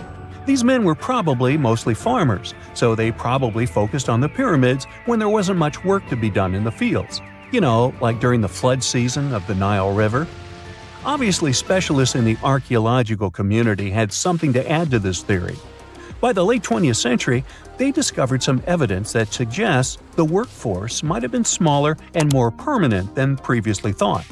Instead of a massive army of 100,000 pyramid builders, they proposed that a modest crew of around 20,000 workers, accompanied by support personnel like bakers, physicians, and even spiritual leaders, could have gotten the job done. There was also this theory that claimed that the pyramids were actually built from the top downward. It suggested that these colossal structures were nothing more than isolated hills used as quarries. The stones were supposedly drawn from these hills, and over time, competing engineers took charge and transformed them into the iconic pyramids we know today. Now, before you dismiss this theory as a wild fantasy, some folks thought it wasn't completely crazy. After all, there are instances where isolated hills exist, so maybe this theory had a tiny glimmer of truth. Whether it involved ramp building or ingenious work schedules, one thing is clear. Those pyramids have definitely left their mark on history and on our imaginations. Now, speaking of ancient Egyptian mysteries, there's this gigantic unfinished obelisk sitting in ancient Egypt, and scientists are trying to figure out how it was shaped. Now, some people suggest that our industrious ancestors used handheld pounders to get the job done. One expert has a different take on the matter, though. He argues that if we take a closer look at the pattern left behind by the shaping tool, we'll notice something peculiar. The walls of the trenches surrounding the obelisk display a neat and even pattern, which is pretty unlikely if they were pounded away by mere mortal hands. According to this expert, Those horizontal striations are usually the result of a tool that takes breaks while removing material, leaving its mark on the surface. But wait, there's more. Imagine the tool being rocked back and forth against the trench walls, clearing away the waste to keep the trench from narrowing. Well, in that case, the tool might have left some funky horizontal striations where it was pressed against the sidewall. This sounds like some fancy technology at play, don't you think? And guess what? The dynastic Egyptians probably didn't have access to that kind of know-how. Another famous Egyptologist from way back also uncovered a bunch of core drills during his adventures. Although the actual drill bits are missing, his collection houses these particular core remnants made of limestone, alabaster, and even granite. These constructions aren't the only amazing thing the ancient Egyptians left behind, though. As it turns out, the Egyptians were the genius minds behind the creation of the handheld mirror. Yeah, that little mirror you use every day to check yourself out. But here's the twist. These mirrors are like pieces of art. They were decorated with inscriptions and figures. But that's not all. The Egyptians had a serious concern with their appearance. They knew the importance of personal hygiene and looking fabulous. So, in their quest for pearly whites, they invented toothbrushes and toothpaste. Dental problems were pretty common back then, and their smiles weren't exactly all white. Dentistry wasn't their strongest suit, you see. Maybe their minds were distracted by all that pyramid building. So that doesn't mean those ancient toothpaste recipes weren't amazing. One delightful concoction included rock salt, mint, dried iris petals, and pepper. Some brave dentists in the 21st century tried it out, and it worked pretty well. Ground-up ash was also used in another recipe to create a tooth cleansing paste. Mint was missing, so that didn't do much for their breath. That's when the genius Egyptians came up with the world's first breath mints. They made tablets from heated spices like cinnamon, and they mixed it with honey. Now, let's shift gears to home decor, Egyptian style. They surely took ornamentation to the next level. While the concept of decorating furniture started in Mesopotamia, the Egyptians cranked it up a notch. They went all out with different colors of ink and even developed various weights of paper. Oh, and let's not forget about those cute little area rugs we all have in our homes today. Guess who came up with the idea? Yep, the Egyptians. They used the versatile papyrus plant to make those cozy rugs. And speaking of trends, the Egyptians loved their knickknacks. They had an assortment of small figurines in the shapes of cats, dogs, and people. These statues were made from various materials, like simple sun-dried mud to the ultimate bling of gold. It all depended on how loaded you were. The Egyptians were also all about farming, and they knew that clean water was crucial for their crops and animals. That's why they came up with some nifty inventions and techniques to make sure their land was fertile and their plants were happy. First off, they had the genius idea of using ox-drawn plows. They had two types of plows, heavy and light. The heavy plow would strut its stuff, cutting deep furrows in the soil, while the lighter plow followed behind, fluffing up the earth. But they didn't stop there. After plowing, the Egyptians would break up clumps of soil and sow the rows with seeds. To give those seeds a good old squish into the furrows, they'd march their livestock across the field, effectively closing up the furrows. But hey, all that hard work would be pointless if their seeds were as dry as the Sahara. That's where irrigation comes into play. The Egyptians were so good at it that other cultures, like the Greeks and Romans, couldn't help but copy their techniques. Now let's switch gears and talk about the marvelous architecture of ancient Egypt. These folks weren't just skilled farmers, they were also architectural maestros. They built these fancy canals to carry water to farms and villages, and boy, did they know how to make those canals look pretty. Just imagine strolling along a canal lined with ornate structures. The pharaoh Ramesses the Great was quite the overachiever when it came to construction. One of his mind-blowing creations was the construction located at Abu Simbel. This building was designed so that twice a year, the sun would shine directly into it and illuminate the statues of Ramesses. And let's not forget about the corbelled arch. Without this architectural gem, we'd be missing out on some mind-boggling structures like the Great Pyramid. The Egyptians knew how to make things stand tall and proud, thanks to their engineering and construction wizardry. They built grand halls and inner sanctums that make your jaw drop, and some of these temples doubled as astronomical observatories. Secant cosine tangent sine 3.14159. Yeah, that was the cheer we heard coming from the trigonometry club back in the day. For the rest of us in math class, terms such as sine, tangent, and pi were just bewildering. Who invented these and why? Was their only purpose to make it harder for students? Well, not quite. Trigonometry was invented by the ancient Egyptians. They needed this knowledge to construct pyramids, and they did a pretty good job too. The Great Pyramid in Giza still stands today, some 4,500 years after it was built. No recalls either. So let's get out of that classroom and on a journey through time to reveal the secrets behind the ancient Egyptians' precision. Here you are, standing on the Great Pyramid's construction site, some 9 miles from Cairo. Well, the city still isn't there, as you're surrounded only by the desert and teams of construction workers. They're transporting large stone blocks weighing 2.5 tons each. They're inside a wooden sled that sits on large rollers. A crew of 8 men rolls these blocks along the ground. You immediately think of the rollers on a supermarket cash register. The principle is exactly the same, but the scale is greater, much greater.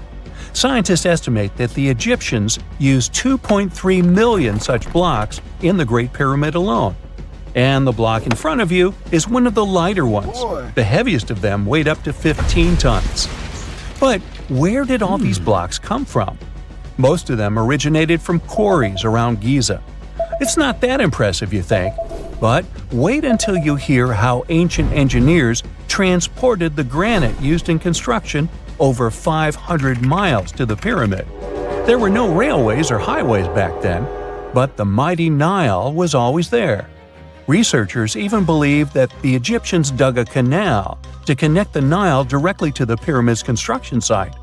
All they had to do then was to wait for the flood season to begin, and voila! The rising water levels floated the heavy stone blocks for them. But how did they lift the enormous stones on dry land to stack them up to the top? Did they use oversized cranes? Well, ancient Egyptians worked around this problem, literally speaking. One of the workers is now pointing to the giant ramp going around the pyramid they're building. This is how a mountain road zigzags its way to the top. If the ramp went directly to the top of the pyramid, then workers couldn't pull the stone blocks along it. It would be too steep. Scientists have calculated that 8% could be the maximum incline. So ancient Egyptians just extended the ramp around the pyramid. Again, these are all theories, as the ramp could have been inside the pyramid, as some researchers suggest. The exact building method is still a mystery, guarded by the Sphinx.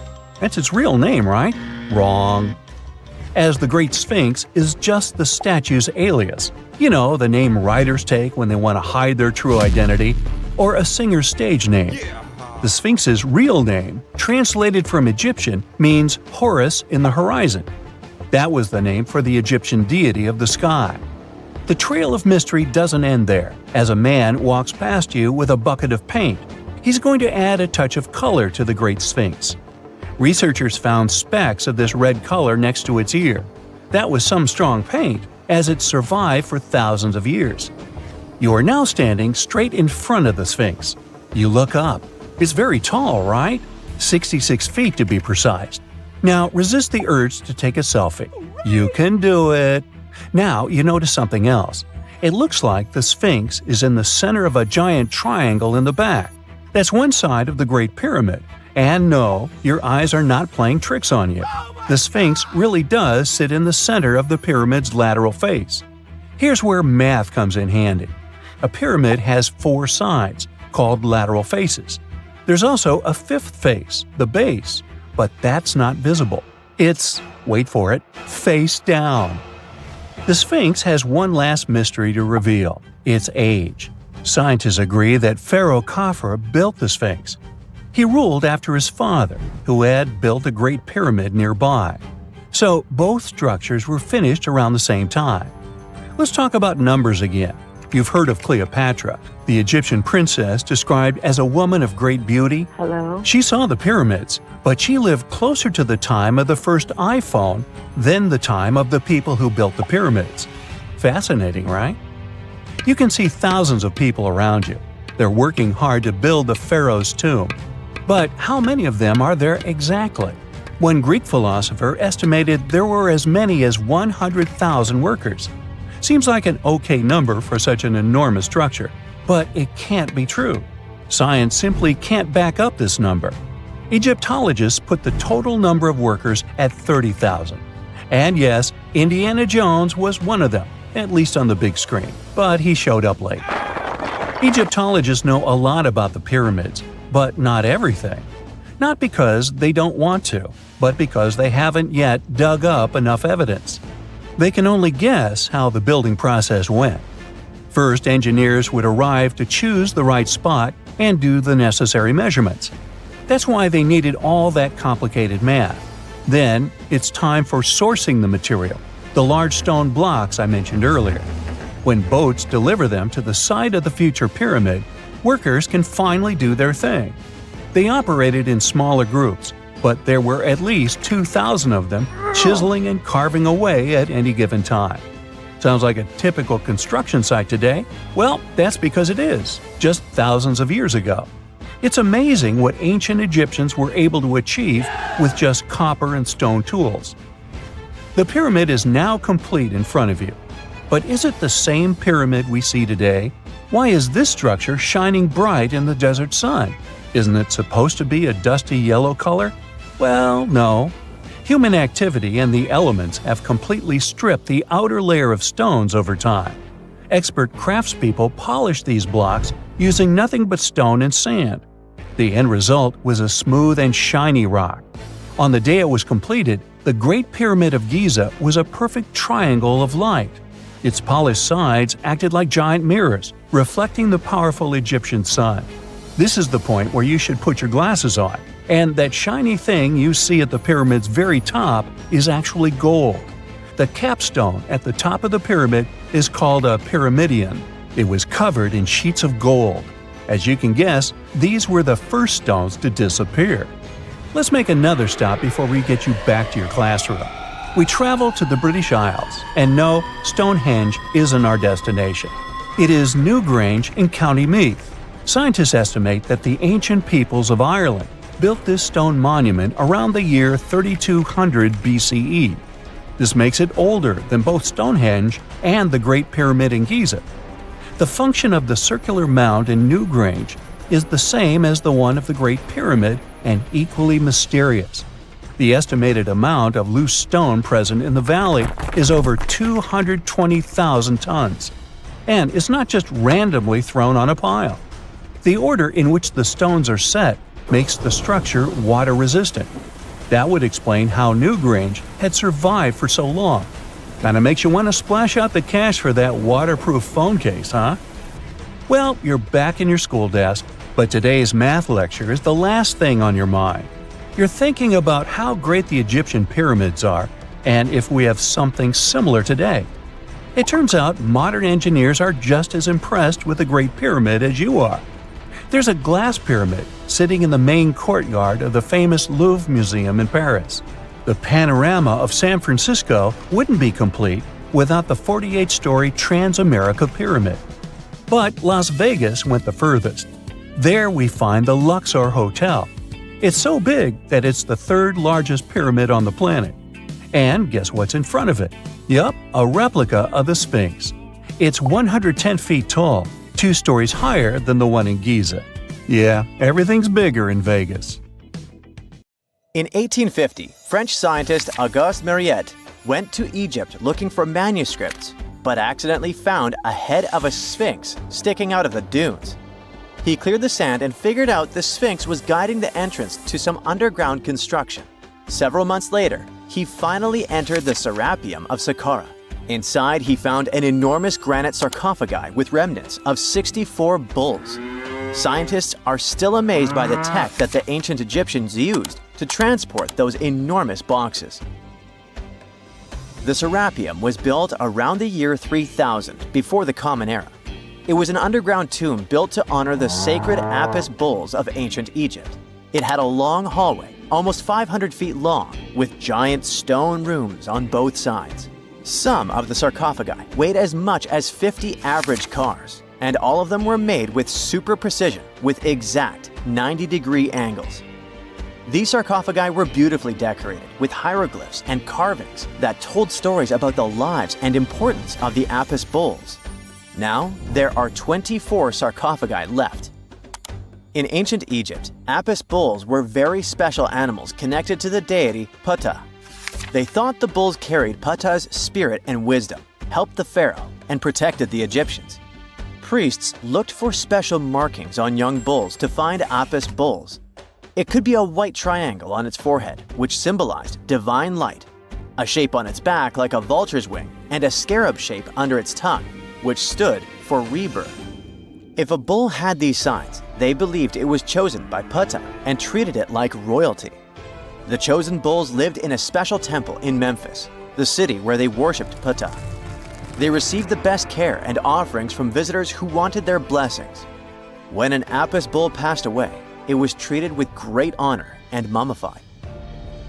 When Mariette entered the Serapeum, he noticed traces of rollers on the gallery's floor and found 2 wooden horizontal winches. Each had 8 levers. Later, other explorers saw double rails. The burial chambers were lower than the hallway floor. To get the boxes into place, workers filled the chambers with sand so the sarcophagi could be rolled in straight. Then they slowly removed the sand to gently lower the boxes into perfectly cut spaces in the bedrock.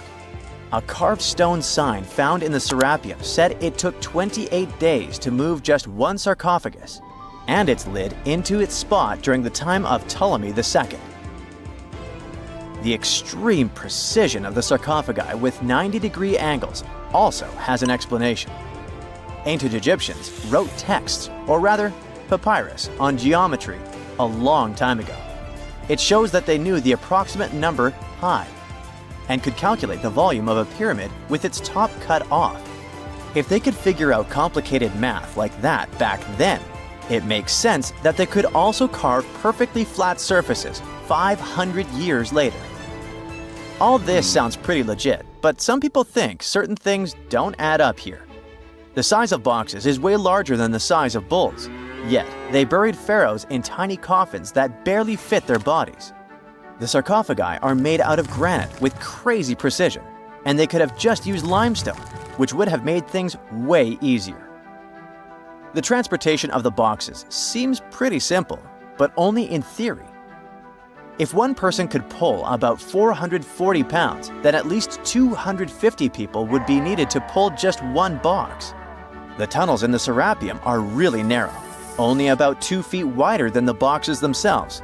There's no way hundreds of people could have squeezed into those tight spaces to pull the boxes. And even if they did, how would they turn the box in the cramped corridor, lower it into its niche, and place it perfectly in the middle?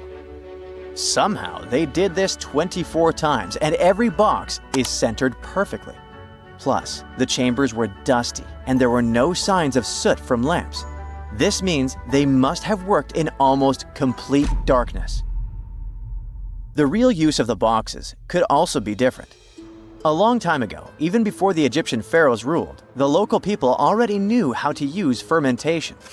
It happens when tiny organisms called yeast eat certain ingredients like starch and turn them into gas and ethanol. So someone in ancient Egypt probably put food like barley, bread, and even meat inside a giant stone box, then closed it tight with a heavy lid. These stone boxes, carved from granite, were so precisely made that they were almost completely sealed, so nothing could escape from it. As the yeast inside the box started working, it created more and more CO2 gas. It built up pressure inside the box. The granite boxes were incredibly strong. They could handle more pressure than a car tire can hold. When granite was squeezed under such pressure, its crystals produced a tiny electric charge. This effect was possible because granite contains quartz, a material that reacts to pressure this way. The process also needed meat or animal parts, possibly to help the yeast grow better. Meat contains something called oleic acid, which yeast needs to keep growing and to survive the bad effects of the ethanol it produces. As the pressure inside the box kept growing, the combination of gases and electricity made these boxes not just ancient fridges, but powerful energy systems. Over time, the pressure inside got so strong that it could push the lid open and the gas would escape with a pop. But when people rediscovered the Serapeum in 1850, they found old drawings that showed piles of stones stacked on top of some of the box lids. So, someone long ago probably tried to make the lids even heavier by adding extra weight to make it harder for the gas pressure to push them open. This extra weight also meant the quartz crystals in the granite could keep creating more electricity under all that pressure. If someone opened one of these stone boxes thousands of years later, they would only find bones from bulls that were placed in the box. And that's exactly what Mariette discovered in the 1850s. They opened the Serapeum for visitors soon after the first excavations in the second half of the 19th century.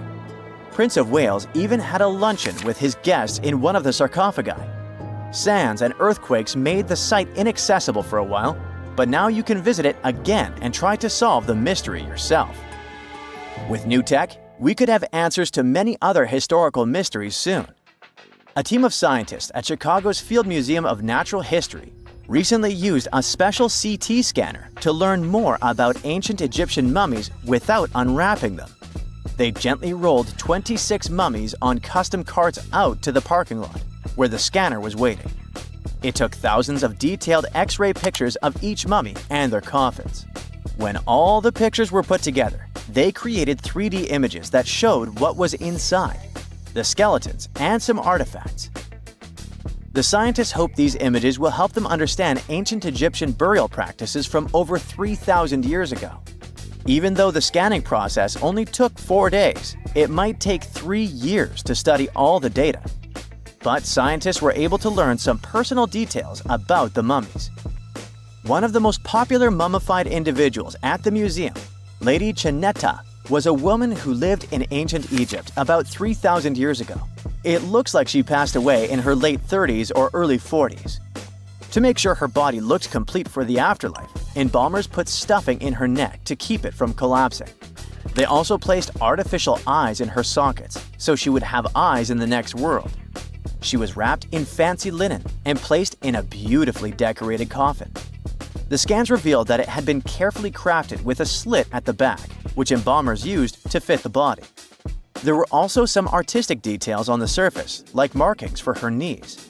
It looks like her burial was on the scale of a high-end luxury car. A gruesome discovery took place in Egypt some years ago. You want to hear about it? 16 human hands, carefully buried in 4 eerie pits.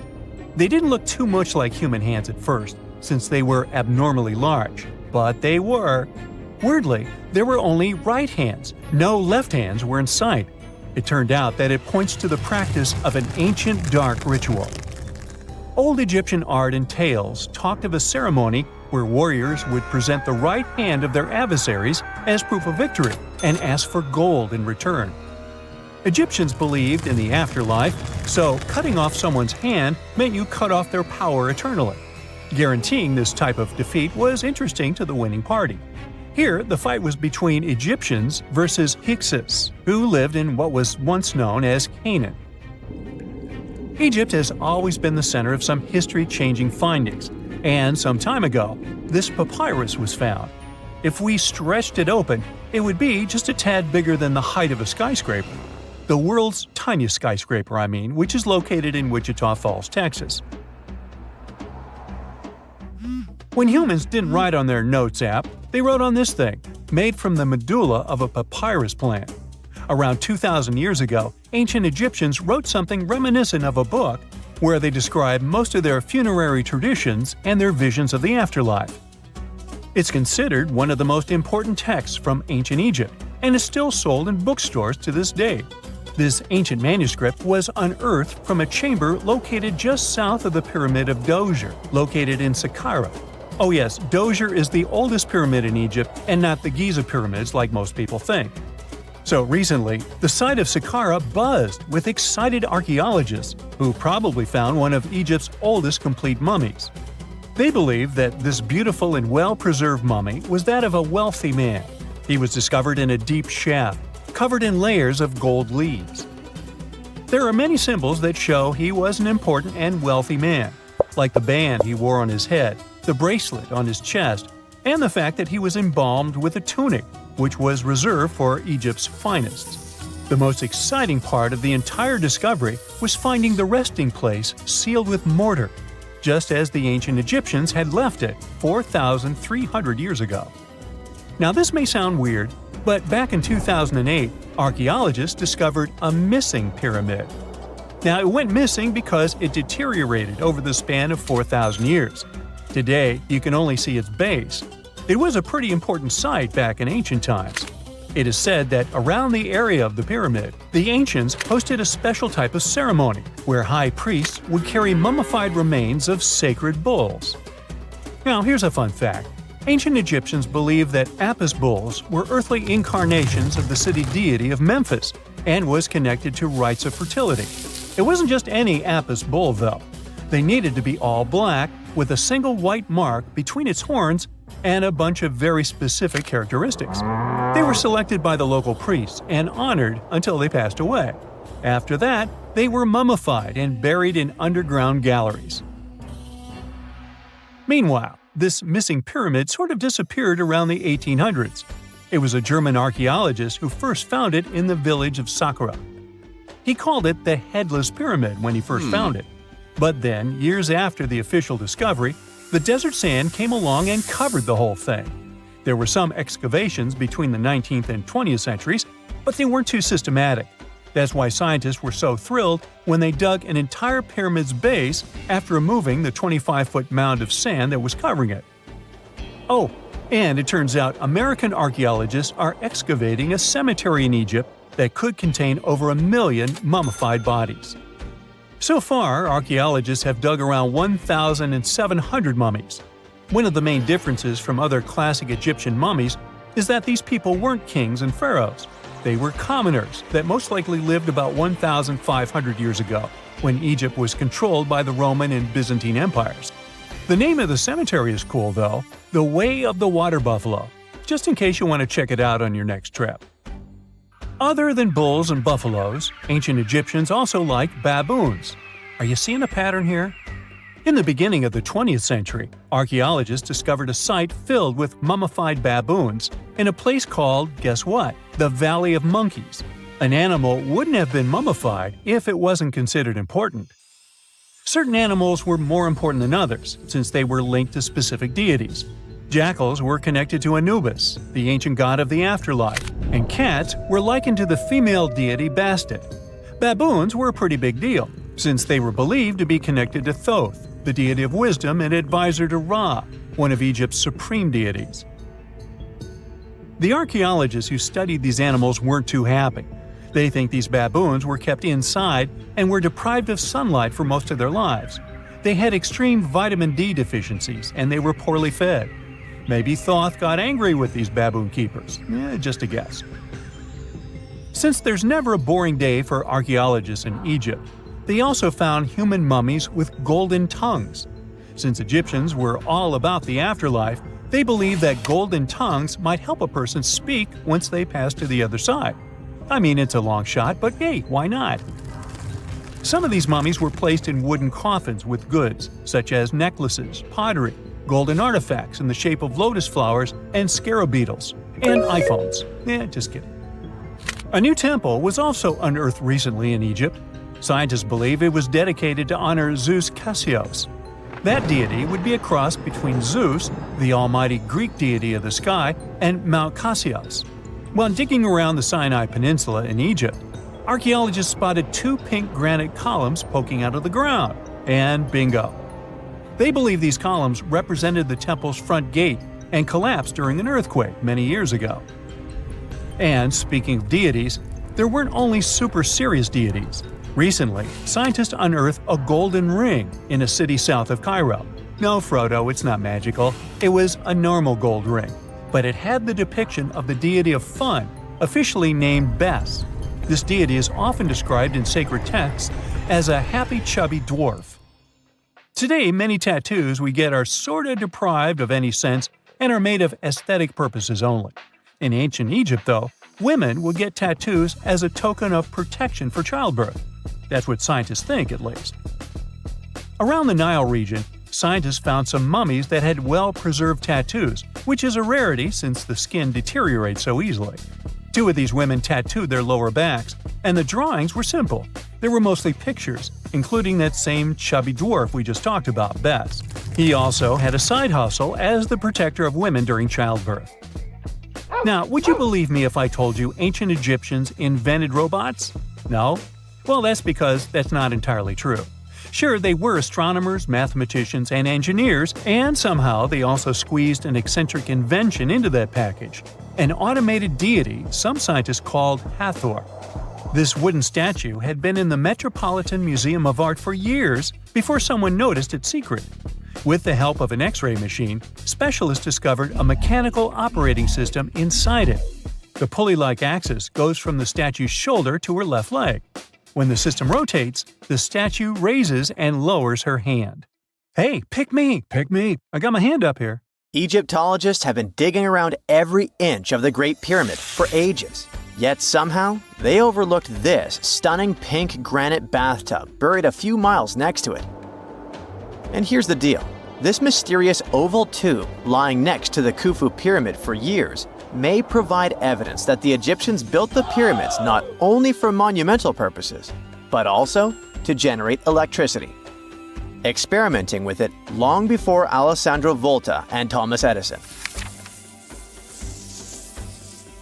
The Giza Plateau is famous for its 3 pyramids, Khufu, Khafre, and Menkaure. But there are also 2 smaller foundations next to them: the unfinished North Pyramid of Zayet El Aryan and the Layer Pyramid. Some researchers say these buildings were never finished, while others think they were destroyed for more mysterious reasons. One of these reasons might have to do with the original usage of the Giza pyramids, the idea that they were used as an electricity generator. To connect these dots, we need to go back to the beginning of the 20th century. That's when an Italian architect and Egyptologist named Alessandro Barsanti decided to examine the Zayet El Aryan pyramid. Near the site, he noticed something unusual: scattered granite fragments. To a casual passerby, these might have seemed insignificant, but Barsanti recognized the signs. You see, ancient Egyptians often used sites to prepare stones before transporting them to their final destinations. The fact that there was granite on the ground intrigued him. Granite was a more expensive material than the limestone typically used for pyramids, which suggested that it might have been intended for an important and possibly hidden structure. At a depth of 68 feet, they encountered a huge pink granite block. He kept going with the excavations, and they revealed ancient inscriptions carved into the stones. They sent the drawing to experts, but no one could decipher what they meant. Were they instruction sets to something?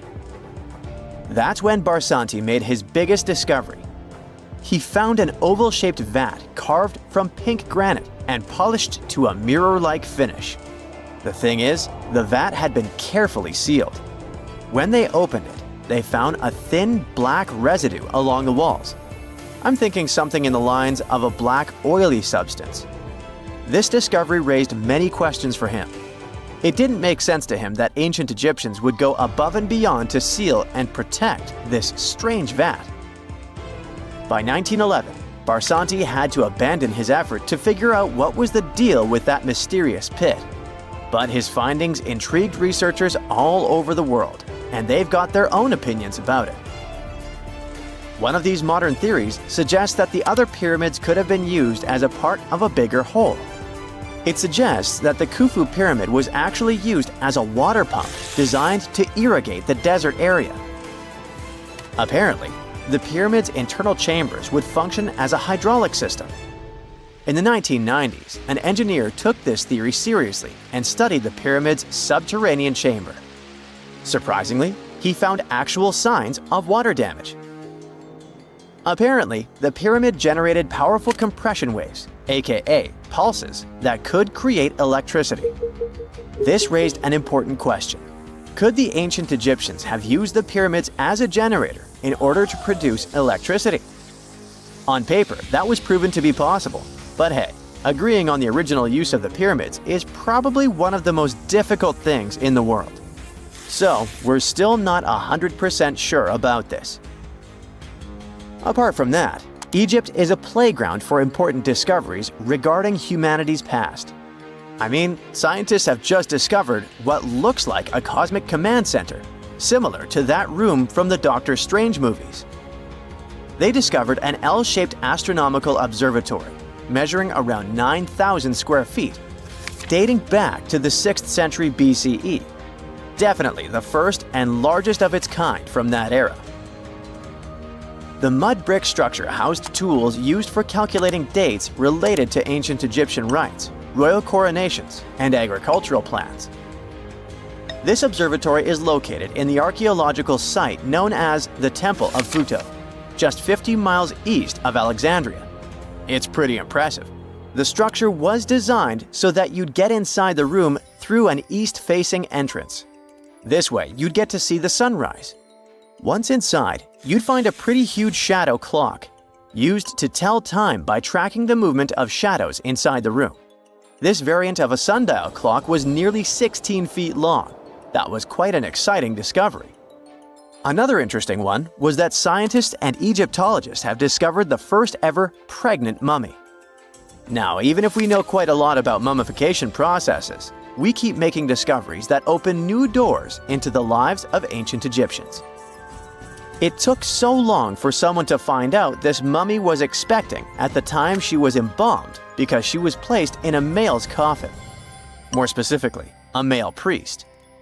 Historians say that during the 19th century, a lot of traders mixed coffins up in order to sell them. Yes, that means they opened them and switched mummies to please their buyers. It was a complete surprise because they were hoping to study more about ancient health issues when they opened this coffin up. But they had another special research on their hands: prenatal practices in ancient Egypt. This mummified woman who lived about 2,000 years ago was from 20 to 30 years old when she passed away.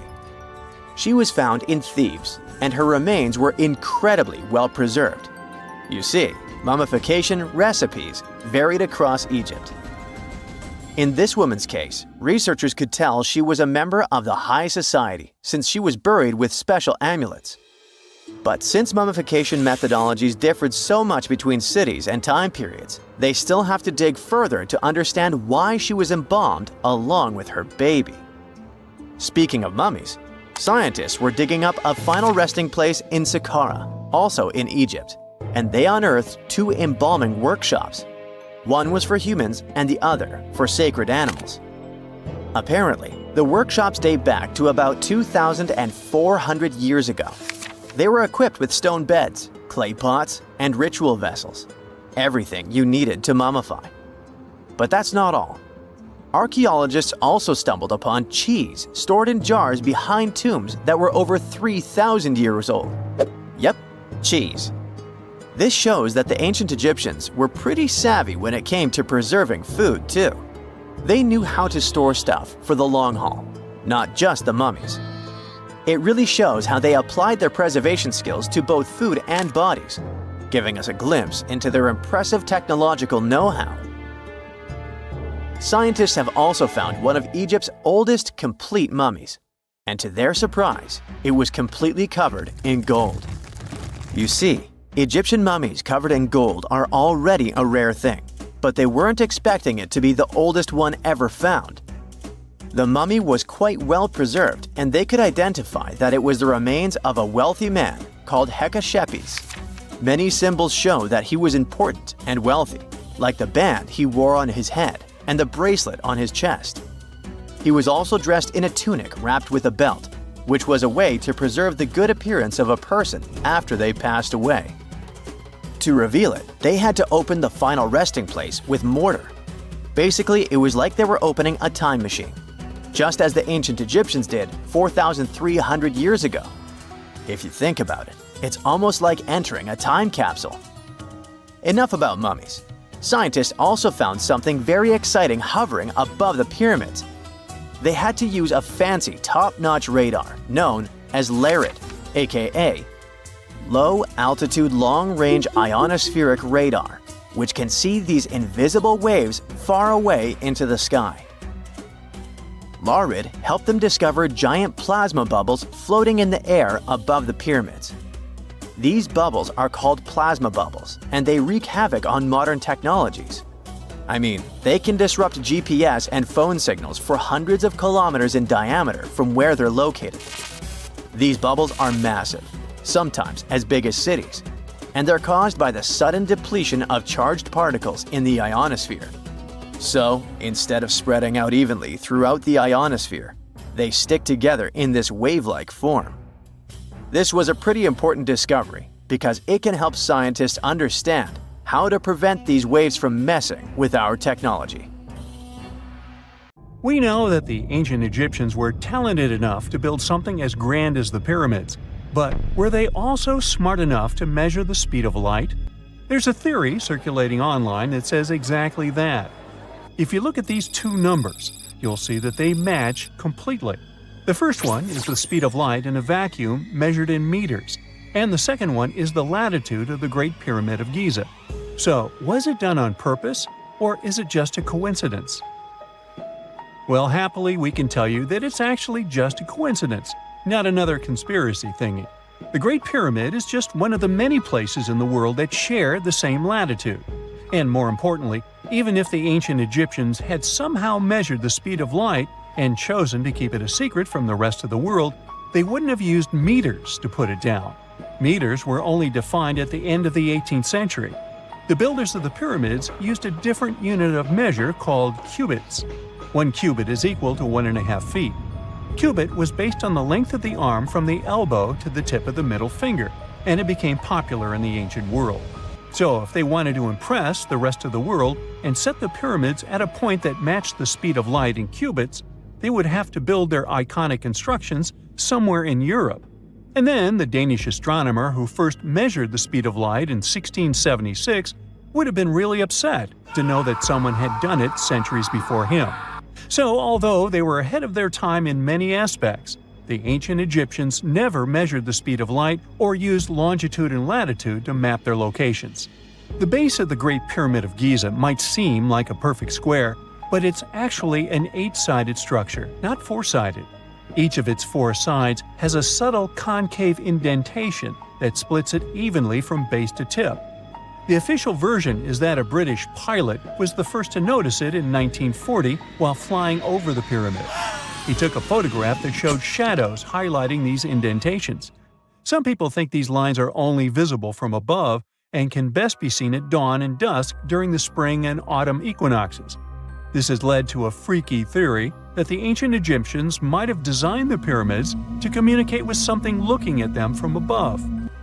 Now, the Great Pyramid is one of only 3 pyramids that used to have a swivel door. It weighed around 20 tons, but they could still easily open it from the inside. Its precise fit made it nearly invisible from the outside, with no visible latch or handle. There were only slight variations in the exterior stone that gave out an opening.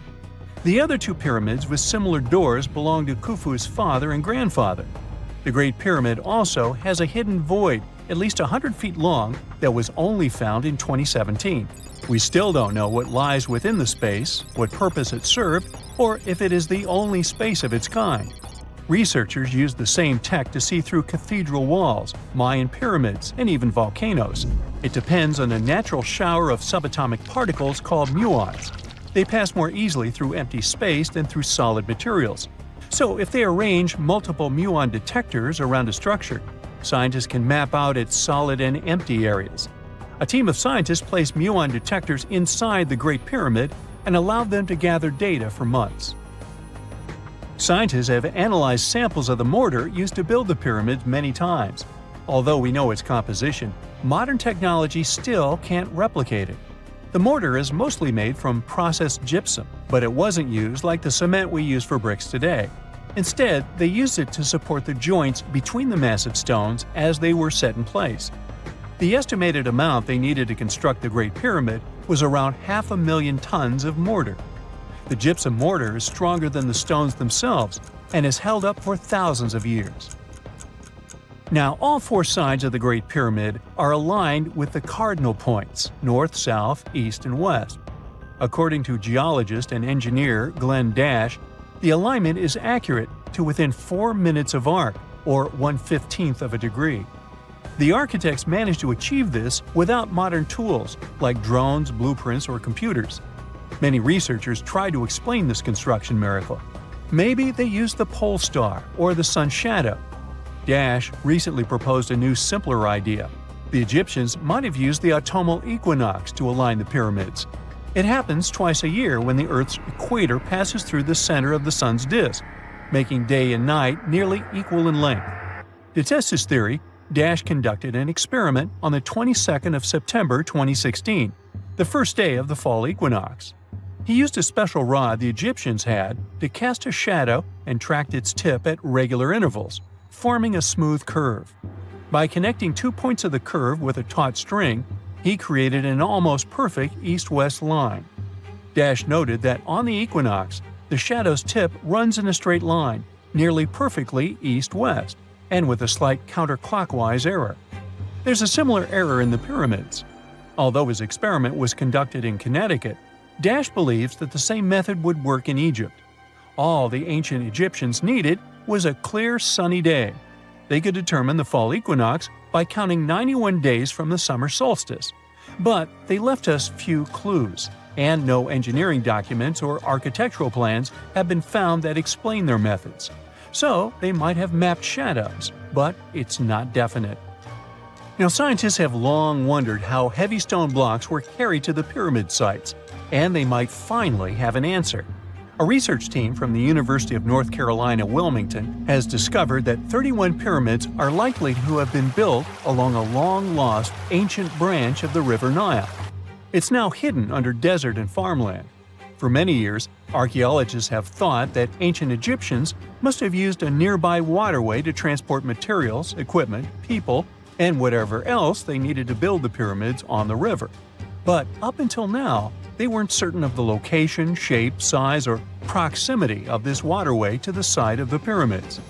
The group of researchers used radar satellite imagery, historical maps, geophysical surveys, and sediment coring to map the river branch. They believe it was buried by a major drought and sandstorms thousands of years ago. The team managed to go below the sand surface and get images of some hidden features thanks to radar technology. They found hidden rivers and ancient structures running at the foothills of where most of the ancient Egyptian pyramids lie. The discovery of this extinct river branch helps explain the high pyramid density between Giza and Lisht, in what is now an inhospitable area of the Sahara Desert. Now, Egypt isn't the only country with the most pyramids in the world. The champion's title here goes to its southern neighbor, Sudan. It has between 200 and 255 pyramids, compared to Egypt's measly 138. They were built by members of the Kingdom of Kush, an ancient civilization that ruled the lands along the Nile River many years ago. They started erecting pyramids around 500 years after the Egyptians had stopped doing it. Their pyramids are much smaller than the Egyptian ones, but were built for the same purposes. Archaeologists are still working to find out how the pyramids in the Sudan were built, how long it took to complete them, and what happened to their society. It's 1898, and you're taking part in excavations in Saqqara. This place, not far away from Cairo, is full of ancient tombs and pyramids. You're in your Indiana Jones mood and hope to find something really phenomenal to become famous. Gold, manuscripts, treasure maps, mummies of famous pharaohs. Wait, a wooden bird? You're really disappointed as it looks like a regular toy. An old one, but still. Little do you know that years later, someone would propose that your bird was actually an ancient monoplane. So the artifact, nicknamed the Saqqara bird, is made of a sycamore tree. The birdie has a wingspan of just 7 inches and weighs around 40 grams. A perfect original souvenir from Egypt, I would say. It's over 2,000 years old and looks pretty plain, without any carvings of feathers or other intricate ornaments. It has a beak and eyes, though, which makes our find look like a hawk, the emblem of the deity Horus. Its tail is rather unusual as it's squared, looks weirdly upright, and it seems like the sunken part of it was the place for a now missing piece. Humans love solving a good mystery, so there have been several attempts to explain the use of the birdie. First, quite simply, is that it was a ceremonial object. The second idea is that it was a toy for a child from some well-off family. It could have been some sort of boomerang, which was a popular concept in ancient Egypt. Then there was a theory that the bird had been used as a weather vane. But this one has been debunked as the figure doesn't have any holes or markings, except for the one made at the museum in Cairo to fix the exhibit on a stick. So there was no way to hang it in the past. Almost a century after the bird was found, Egyptologist Dr. Khalil Masiha proposed a new theory that it could have been a model of a monoplane. He believed the bird was missing a horizontal tailplane. Otherwise, it had its wings set at a right angle, similar to that of modern planes. It could have worked to generate the aerodynamic lift necessary for flights. Dr. Masiha also claimed that it was common at that time to place miniature models of technological inventions in tombs. So, did the ancient Egyptians really invent the plane in 200 BCE? That would make the Wright brothers, who are considered the inventors of aviation, really upset. They made one of their first flights only in 1903. There's just one way to know for sure, and that is to test the model. But you know, the ancient museum in Cairo would unlikely let one of their cherished exhibits fly around like a toy. That's why glider designer Martin Gregory built a similar model, this time of balsa wood, and concluded that even with the missing tailplane, the plane wasn't much of a flyer. Case solved? Not really. This didn't sound convincing enough to the History Channel, so they invited an aerodynamics expert to build another replica of the bird. He tested it in weather conditions similar to those in Egypt and was impressed with the little plane's abilities. So, if they did invent the prototype of a plane back in the times of pharaohs, it would be a good example of an oupart. That's an out-of-place artifact, an object that's way ahead of its time in terms of technology or history. And the Saqqara bird isn't the only example of such a revolutionary concept. In 1901, a group of divers retrieved the Antikythera mechanism from an underwater shipwreck near the Greek island of Antikythera. It's been dubbed the world's first analog computer, and it's currently dated around 100 BCE. The bronze mechanism could tell the position of the sun, moon, planets, and stars, as well as the lunar phase, the dates of upcoming solar eclipses, and even the speed at which the moon moves through the sky. No one's sure who used it and how or where it was made, but it's obvious that it's extremely precise and way too advanced for its time. The first flushing toilets in the world were invented in the middle of the 20th century. Just kidding. The ancient Minoans on the Mediterranean island of Crete and the Indus Valley civilization both came up with this brilliant invention at the same time, around 4,000 years ago.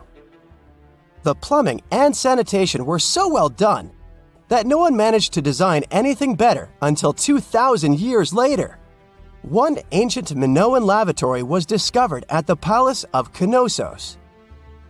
It looks like it had a wooden seat set over a tunnel that directed water from a rooftop reservoir to an underground sewer.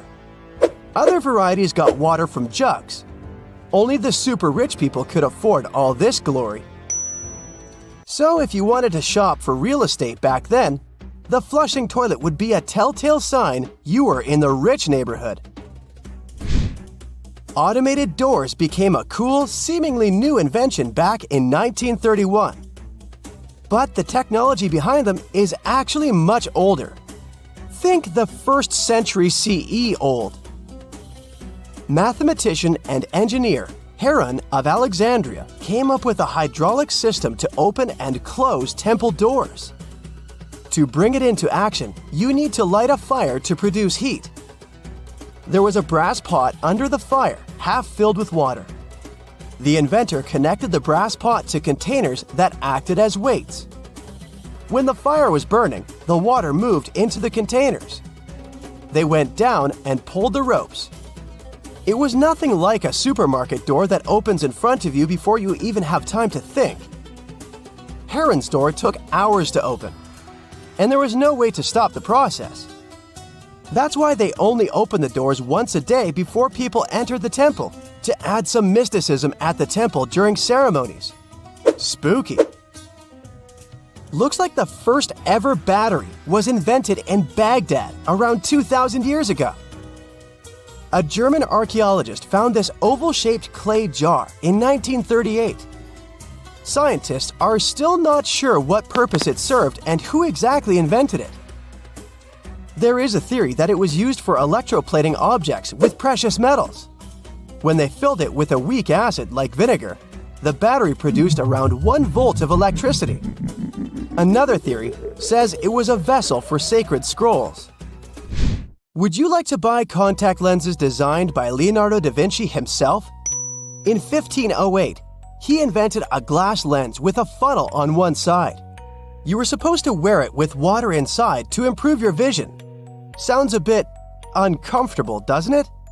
So, around a century later, French scientist René Descartes decided to improve the idea and make the cornea contact the future lenses. Contacts because they contact your eyes, get it? The glass tube with liquid did help improve vision, but blinking was sadly impossible. 2.5 centuries later, new technologies in the glass industry let scientists design contacts that would fit in the eye and even let the wearer blink. Thanks, guys! Still, those lenses were made of heavy blown glass and didn't let the eye breathe. About 50 years later, contacts became plastic, lightweight, unbreakable, and scratch-resistant, but still covering the entire eye. And then, in 1948, an English optical technician accidentally sanded down a plastic lens and figured out they'd still be in place even if they covered only the cornea. Imagine you're living in 19th century London and need to send a message to New York. It would have taken about 10 days to get there by ship.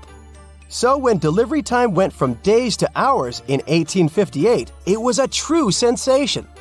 The first message was sent by Queen Victoria herself. It was all made possible thanks to the transatlantic telegraph cable, running under the ocean. Sadly, the new cool invention only lasted a few weeks. It took years to bring it back to life. Archaeologists were looking for the long-lost tomb of Cleopatra when they found something that seemed too good to be real. Roughly 43 feet underground beneath a ruined Egyptian temple, there was a perfectly straight tunnel, carved through solid sandstone. The tunnel is over 4,200 feet long, and so precise that experts called it a geometric miracle.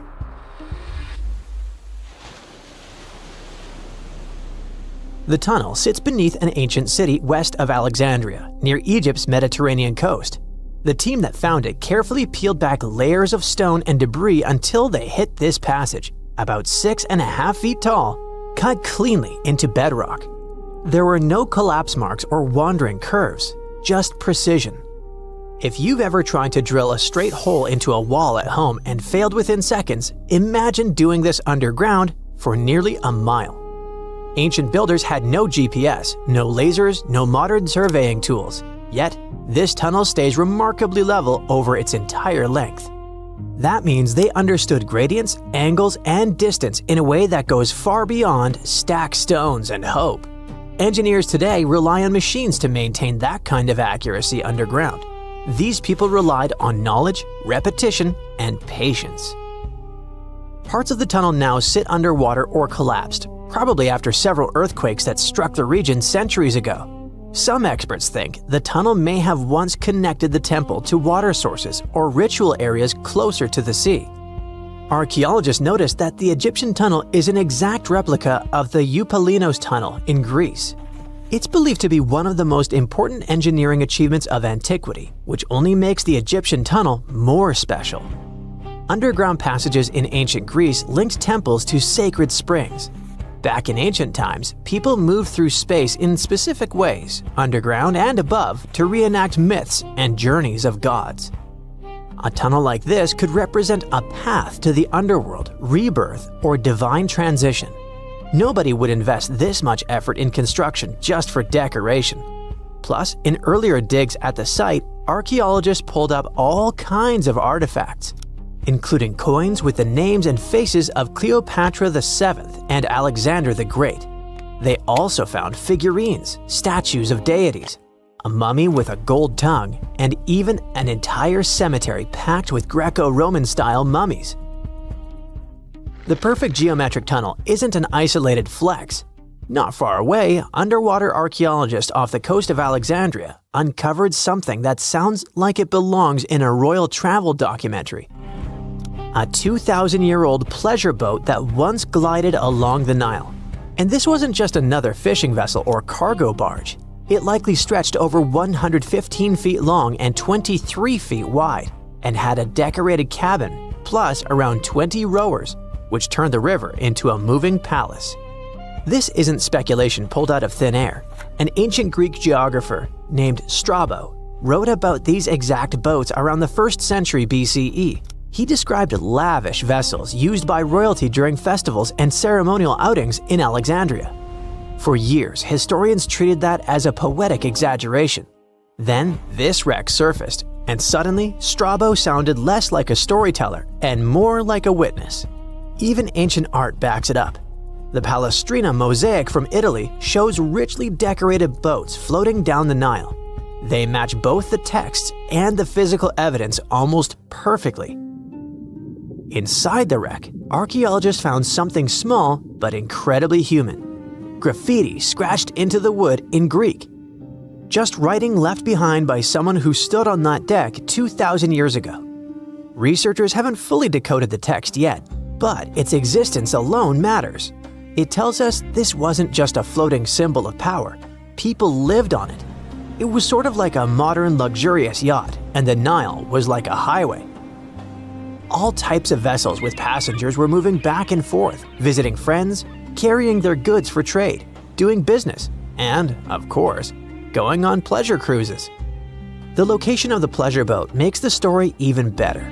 The boat sat near the temple of Isis on Antirodos, an island that once hosted royal and religious buildings before earthquakes and rising seas erased it from the surface.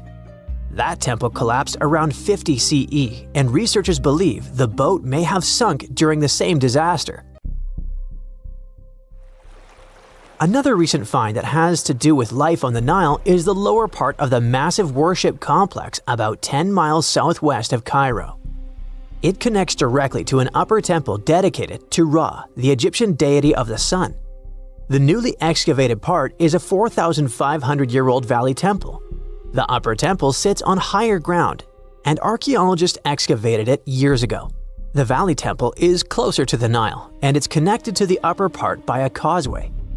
A German Egyptologist actually started excavating part of the temple back in 1901, but the groundwater sat much higher then, and he had to stop.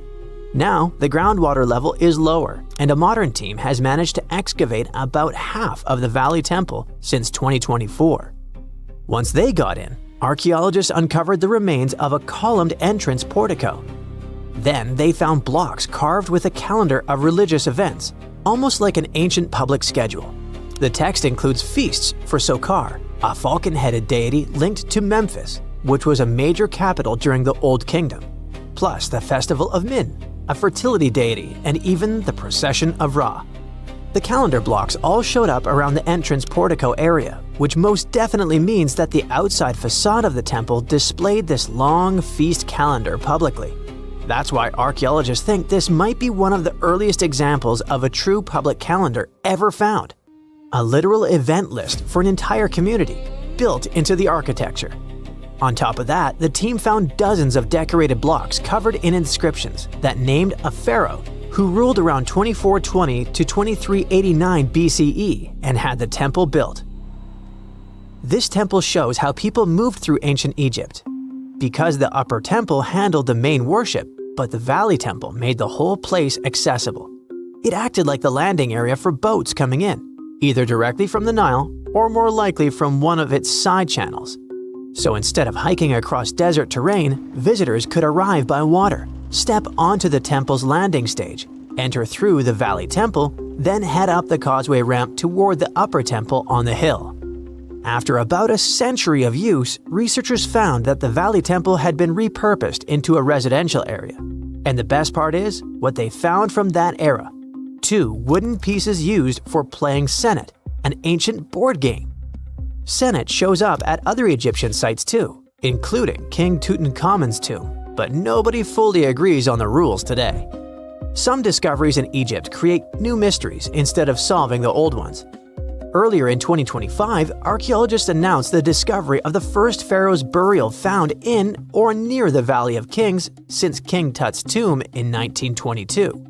The newly found tomb of Thutmose II flooded almost immediately after burial. Ancient officials rushed in, removed the mummy and most of the grave goods, and hid them somewhere else. The weirdest part is that an alabaster ointment jar inside the tomb links the burial directly to Hatshepsut, Thutmose II's wife and half-sister. The inscription basically says she made this monument for him, which proves she arranged his burial. But it still doesn't explain why she placed him here and later chose the Valley of the Kings for herself. Now, archaeologists are studying a huge mound of rubble near the tomb, about 75 feet tall, and suspect it was built to hide something important. If a second tomb sits underneath, it could be complete and undisturbed. So, the deeper the archaeologists dig, the more ancient Egypt stops feeling like a gone civilization and starts feeling like a paused one. Looks like it didn't just survive time, it outsmarted it. And we're only just beginning to catch up. Most people know that pyramids were built as grand tombs for the pharaohs, designed to ensure they had a smooth journey to the afterlife. The Great Pyramid of Giza, for instance, was constructed for the pharaoh Khufu.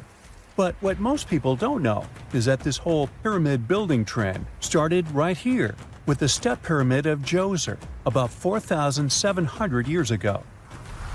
This massive structure was built for Pharaoh Djoser, a ruler from Egypt's 3rd dynasty.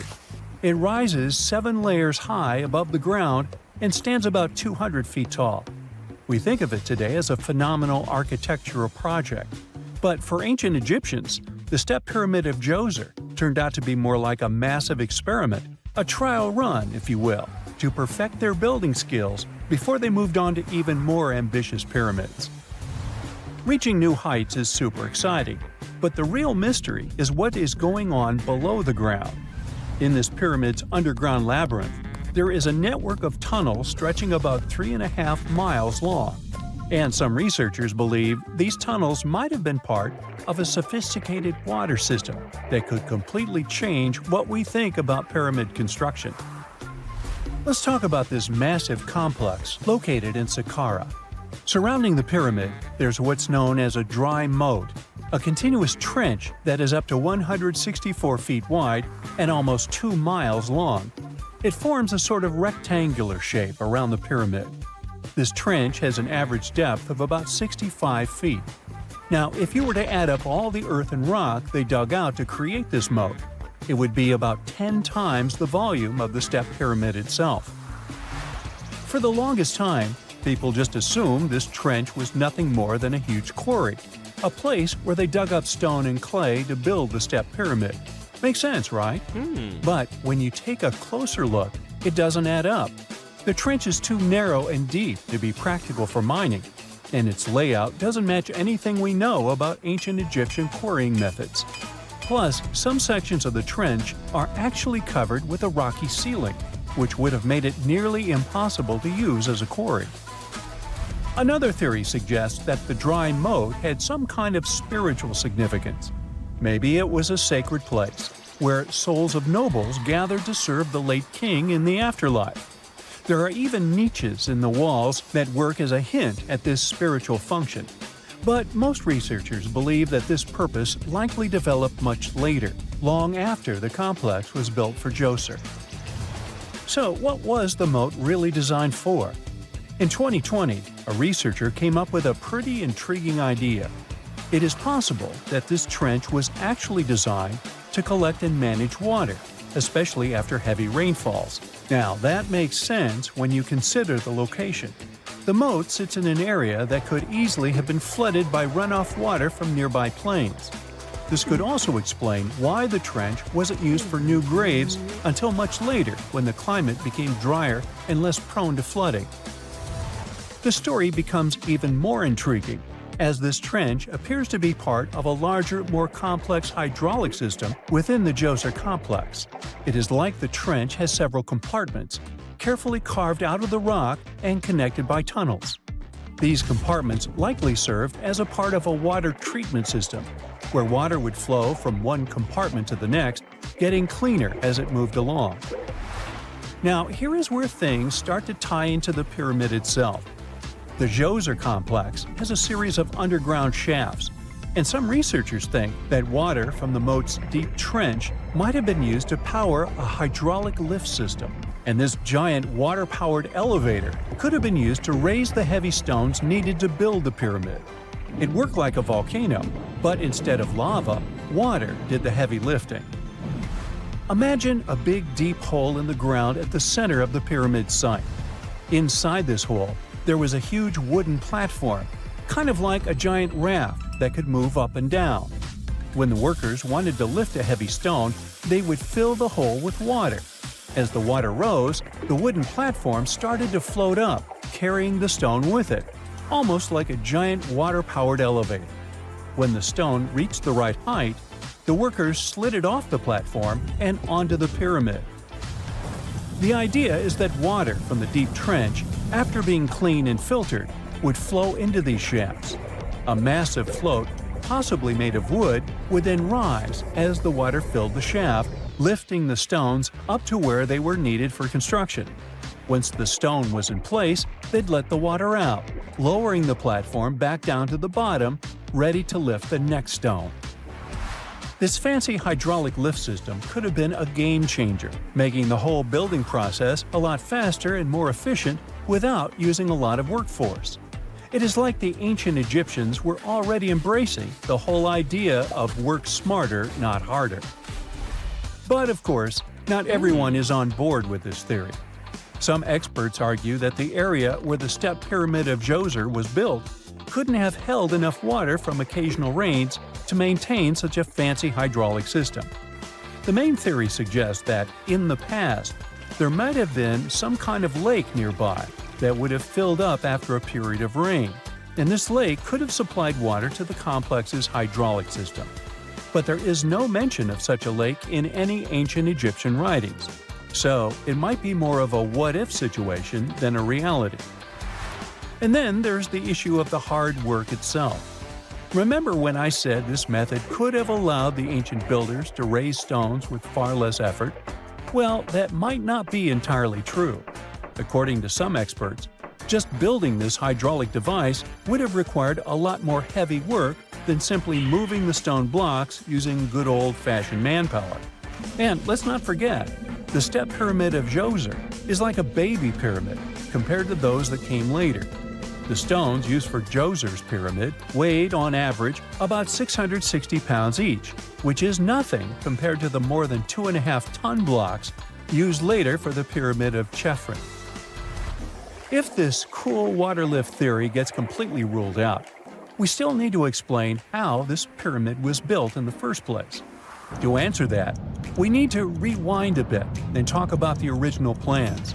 See, before Djoser's tomb became a pyramid, the idea was to construct a simple mastaba.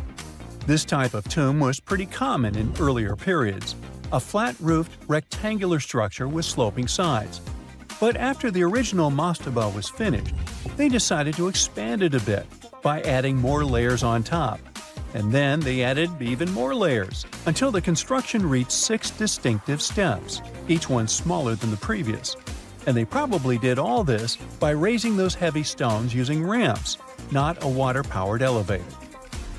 There is still so much we don't know about the step pyramid of Djoser. More research is definitely needed to fully understand how this system worked, or if it even existed at all. But the idea of using water to help build the pyramid adds a whole new layer to our understanding of ancient Egyptian engineering. It's a powerful reminder of just how clever and resourceful those builders were, using the natural landscape and the power of water to create one of the most iconic monuments in history. This coffin seems to defy logic. No visible openings, no way in or out. And yet, inside lies Lady Shanet Ah, a mysterious woman from ancient Egypt, perfectly preserved even after 3,000 years. How did she get there? It was the third intermediate period in Egypt, a time between great dynasties. Pharaohs wore the blue crowns. Priests in Thebes were almost as powerful as kings. Markets were filled with the cries of merchants selling dates, papyrus, and precious perfumes. Lady Shanet Ah was in her late 30s or early 40s, old age by Egyptian standards of that time. Like other Egyptians at the time, she ate meals of bread, lentils, and fish. By that age, her teeth were already badly worn down, yellowish with enamel eroded, because food in ancient Egypt often had grains of sand in it. But she wasn't just a regular woman. When she passed away for unknown reasons, her burial was lavish. Locals wrapped her body in expensive linen and adorned with artificial eyes to replace her real ones that would help her see in the afterlife. And that's exactly how we found her 3,000 years later, in a beautifully decorated sarcophagus. It was made of cartonnage, which is kind of like papier-mâché, made by layering linen and papyrus with adhesive. These coffins were wildly strong, lasting for thousands of years, all thanks to Egypt's super dry climate. But most importantly, Egyptians only used it for the elite. So she was someone very important to the locals, though we might never know why. But there was only one huge problem with her mummy. How did they even put her in the coffin? No matter how much researchers looked, there were simply no entry points. The only visible gap was a tiny slit near her feet. But that's not nearly large enough to place her entire body inside. This mystery puzzled them for decades, until they finally learned the truth only recently. They study those mummies at the Field Museum in Chicago using new technology, CT scans. It's basically like taking thousands of X-rays and piecing them together to create detailed 3D images. That's how we can learn more about the bodies without disturbing them. And it turns out the ancient Egyptians were unbelievably clever. They didn't construct the cartonnage around Shanet Ah's body, which would be a common and easy thing to do. Instead, embalmers created the coffin first. Then, they softened this coffin with moisture to make it flexible. After that, they carefully molded it around her wrapped body. They did cut a slit along the back of the coffin to do that, but then they laced it up like a corset, so it seemed like there were no openings. Finally, they secured a wooden panel at her feet to keep everything in place. That's where the tiny slit came from. Usually, the insides were removed and put in jars, symbolically guarded by the 4 sons of Horus. Egyptians believed that the deceased would need all that stuff once they got into the afterlife. They also thought it would help preserve the body for ages, which, as we can see, worked amazingly well. Thanks to their beliefs, we now have mummies as time capsules. Each son of Horus was supposed to protect each of the specific body parts. The human-headed Imseti for the liver, the baboon-headed Hapi for the lungs, the jackal-headed Dalmutef for the stomach, and the falcon-headed Kebis Senuv for the intestines. It's crazy how much effort the embalmers put into their job, especially in Lady Shanet Ah. They wanted to make sure her body remains untouched and the sarcophagus would be perfect for her. You can't help but wonder, who was she if she mattered so much? The ancient Egyptians literally viewed the afterlife as modern retirement planning. You're not just passing away, you gotta prepare yourself for it. Prepare the body, eyes to see, and so on. And the richer or more important you were, the better your afterlife would be. But Shanet Ah wasn't the only fascinating mummy they studied. They also decided to scan Harwa, an Egyptian man who lived around the same time. Judging by the mummy, he also had a high social status. His mummy revealed no signs of hard labor, and his teeth were well kept, which means he enjoyed some high-quality food without tons of sand in it.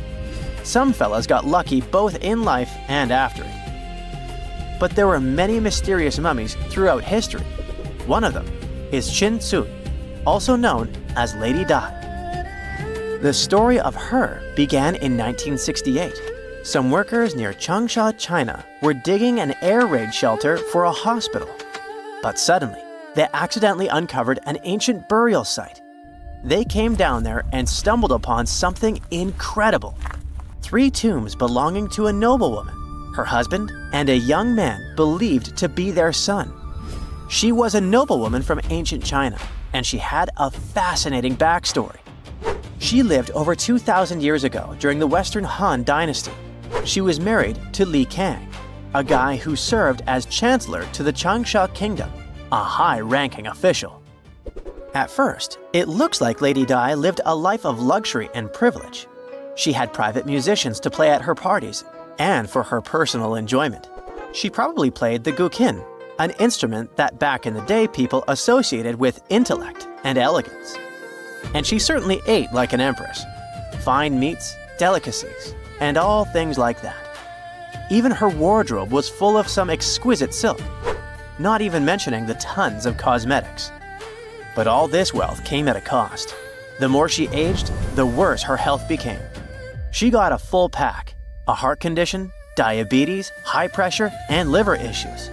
It also looks like her back was driving her crazy, probably making it hard for her to even move. Finally, as a cherry on top, she developed gallstones. All this packed together eventually led to a heart attack that took her life around the age of 50. There was one haunting detail. Scientists found over 130 melon seeds in her stomach and intestines. Most likely, she ate watermelon just hours before she passed away, which means it was probably during summer when the fruit was ripe. She enjoyed a sweet, simple treat before her life was cut short. The excavation began in 1972, and this wasn't easy at all. Over 1,500 local students had to help. And Lady Di was the most mysterious one. She was buried in 4 rectangular pine boxes, one inside the other like a Matryoshka doll, all wrapped in 20 layers of silk, and all that sealed with lots of charcoal and white clay. The coffins were painted beautifully as well, adorned with protective deities, mythical animals, and clouds which symbolized the heavens. There were drawings of divine creatures and Mount Kunlun. The myth said that on this mountain, people reach eternal happiness. All this told us a lot about the Han Dynasty, their beliefs about afterlife, art, daily lives, and their remarkable craftsmanship. And then researchers finally got to the body. It was astonishing. Soft skin, joints that could still bend, and in general, she was almost intact. She even kept her hair, eyelashes, fingerprints, and even traces of blood. It's like she literally passed away only a few weeks ago. Ancient people used a very clever technique to preserve her. It looks like embalmers put her into some weird, mysterious acidic liquid. This liquid prevented bacteria from growing. Unfortunately, it also gave rashes to all the scientists that touched Lady Di. And this rash lasted for 3 months. And you know what they buried together with her? Over 1,400 artifacts, mostly personal stuff like silk clothes, cosmetics, and musical instruments. Even food, grains, meats, wine, and pastries. There were also 162 carved wooden figurines of various servants and musicians. It's possible that they were either just there to service her even in the afterlife, or maybe based on her actual servants. Hey, I bet you didn't know that trees used to grow in the middle of Egypt's barren, sun-roasted Sinai desert. It's true. If you can't picture it, I don't blame you. But archaeologists have recently stumbled upon a tree-lined boulevard. Yep, an actual green avenue, leading to a massive ancient fortress. No, this isn't some mirage or an overactive imagination, although I do have one. But it's turning our ideas of ancient Egyptian desert life upside down. Let's rewind a bit. The site in question is called Tel Abu Saifi, located in the northern part of the Sinai Peninsula. For a long time, it was known as a dusty archaeological footnote, the home of ruins from the Ptolemaic and Roman periods. You know, the era after Alexander the Great swaggered through Egypt and the Roman Empire called dibs. But recently, Egypt's Ministry of Tourism and Antiquities decided to give it a fresh dig. And what they found out turned to be more than just a forgotten outpost. We're talking about a full-on military fortress with defensive trenches, paved roads, lime kilns, barracks for soldiers, and even room for their families. A whole bunch of living quarters right in the middle of a desert doesn't feel very homey until you remember our star, the unexpected Green Avenue. This road was over 300 feet long and 36 feet wide, as long as an American football field, paved with limestone slabs and lined with more than 500 clay planting pits. These weren't for show. They held actual trees, creating a shaded tree-line entrance straight to the fortress. Imagine walking through that, the sun blazing overhead, and suddenly, blessed shade. Ooh. Now, that's not just a grand entrance, that's an ancient red carpet, or maybe a green one. But this wasn't about curb appeal. The existence of hundreds of trees in a desert landscape over 2,000 years ago tells us something big. You see, the Ptolemaic Egyptians weren't simply good at building monuments. They were also masters of water management. In a place where rainfall is rarer than a selfie with a pharaoh, they somehow found a way to grow rows of trees. Now, let that sink in.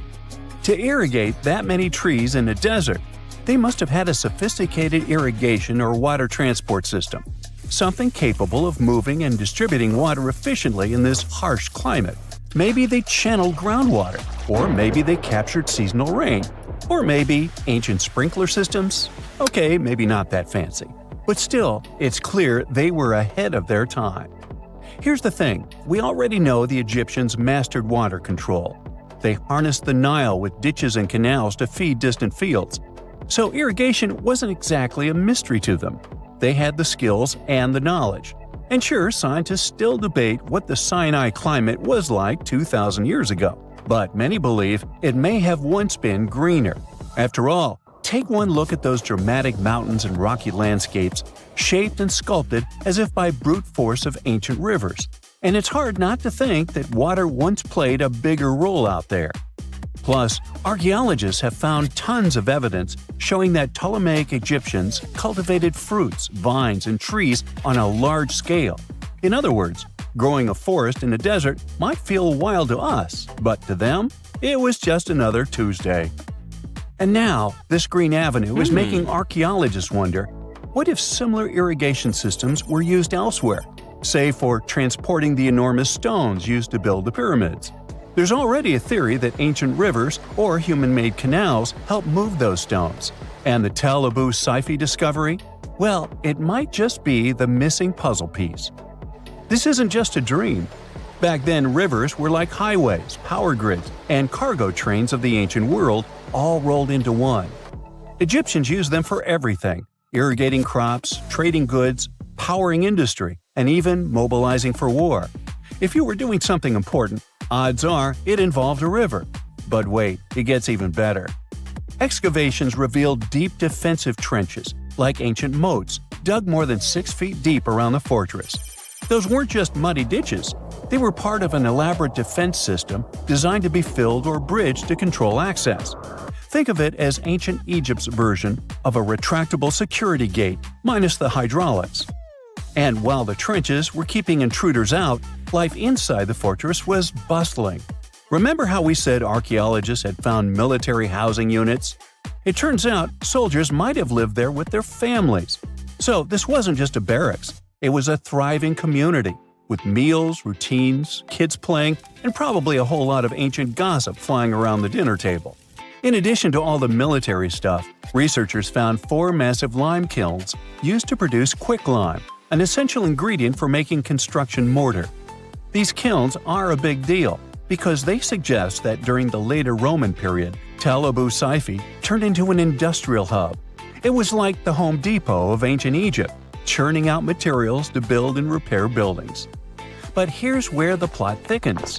Underneath all of this, beneath the roads, the trenches, the kilns, archaeologists found the corners of an even older structure, a mystery building.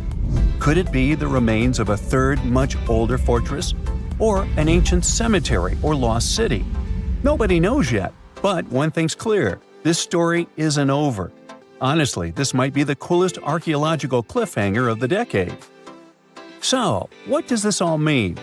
Well, for starters, it challenges everything we assumed about desert life in ancient Egypt. For the longest time, deserts were thought of as natural barriers, dry, deadly, and empty.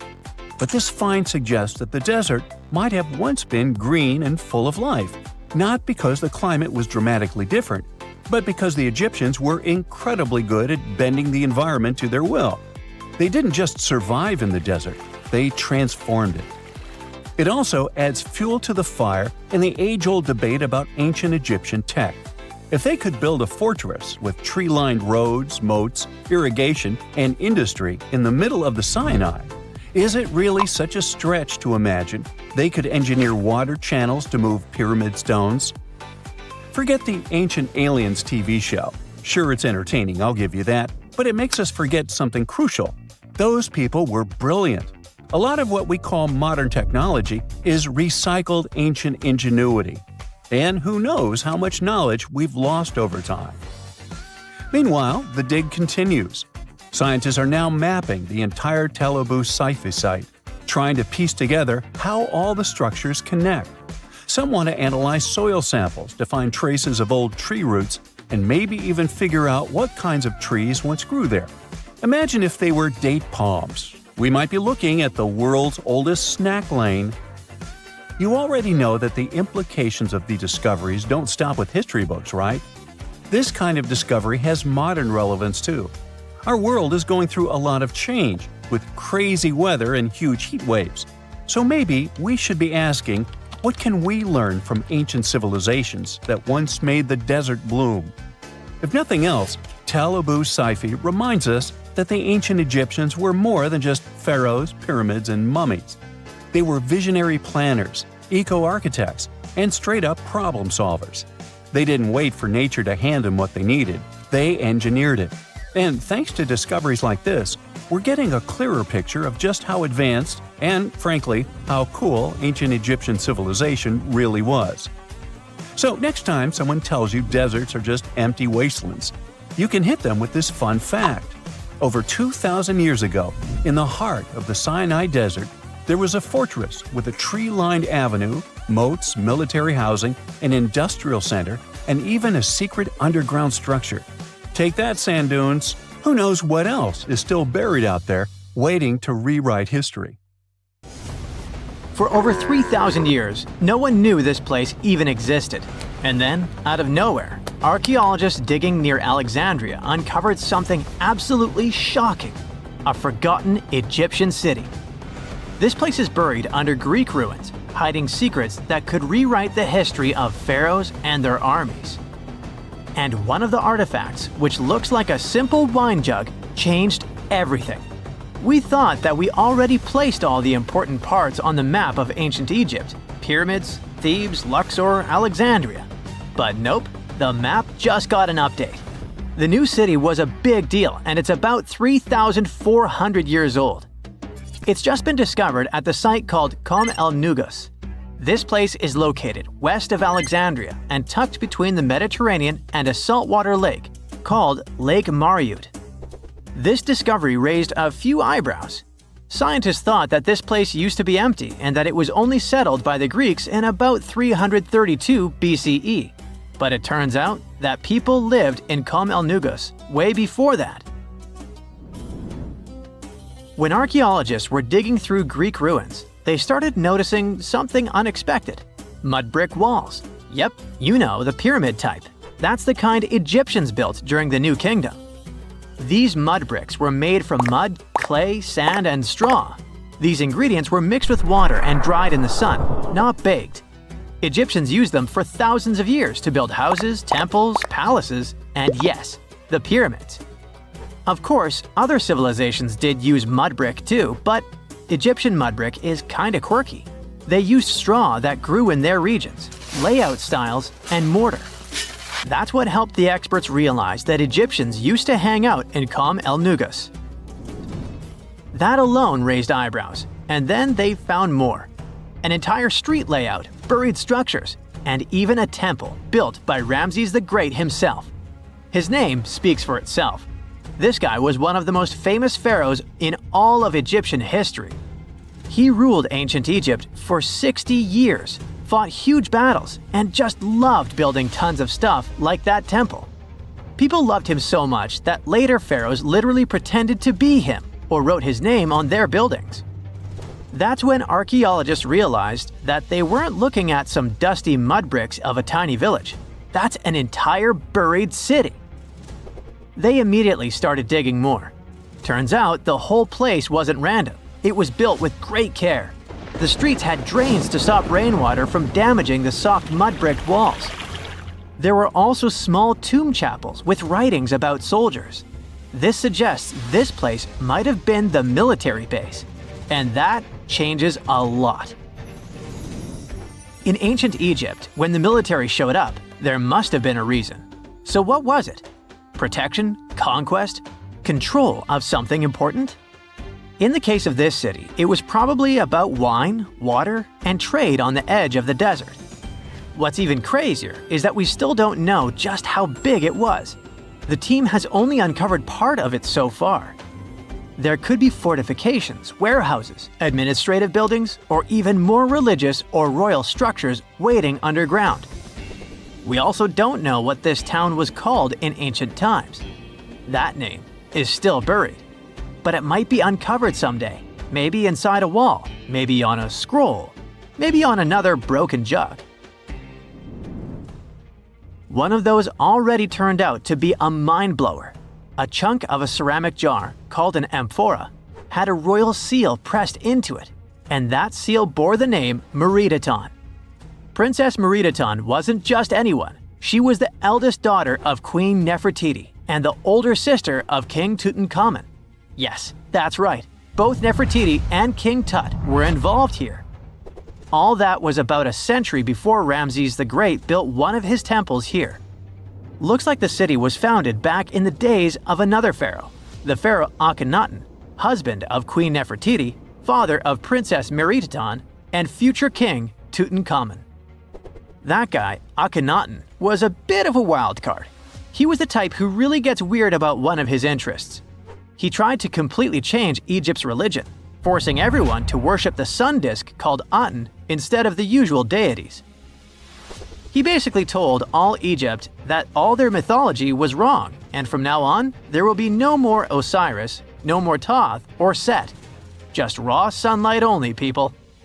That's known in history as the Amarna period. And he went all in, changed his name, built an entirely new capital city called Amarna in the middle of the desert, redesigned temples, rewrote hymns, and even banned traditional religious imagery. Even the art got wild at the time. People started getting elongated heads, belly rolls, and all that humanity and vulnerability carved into stone. It was deliberately weird. He wanted to show the family not as perfect gods, but as human vessels of divine light. Everyone had to awkwardly smile and play along because he was the pharaoh after all. The wackiest part is that after his rule, his son, Tutankhamun, reversed all the sun disk-related stuff. He literally changed his name from Tutankhaten, which means living image of the Aten, the sun disk, to Tutankhamun, which means living image of Amun, one of the great older deities. King Tut brought back the old deities, reopened the temples, and erased as much of Akhenaten's legacy as possible. Looks like his family didn't really like the sun cult after all. Meanwhile, this discovered wine jug shows that the city was probably active, thriving with life during Akhenaten's times. That's huge. Up until now, there was no clear evidence that his radical ideas and projects extended all the way to the north. The jug also shows that vineyards and wine production reached all the way to the north in ancient Egypt. Wine really was a huge deal, worthy of placing a military base here. Princess Marie Teton most likely used this jug. Just like with her brother, she was born into the sun and named after it. Her name, also spelled Meritaten, meant beloved of the Aten. As the eldest daughter of Pharaoh and his queen, born right into the middle of radical religious changes, she was raised to perform the future queen's duties. From her earliest years, she walked in temples alongside her mother Nefertiti, shaking the sistrum in solemn rituals. She was there when Akhenaten established his capital city, Amarna. He clearly loved his family. Meritaten's face was etched into its stone walls more than anyone else.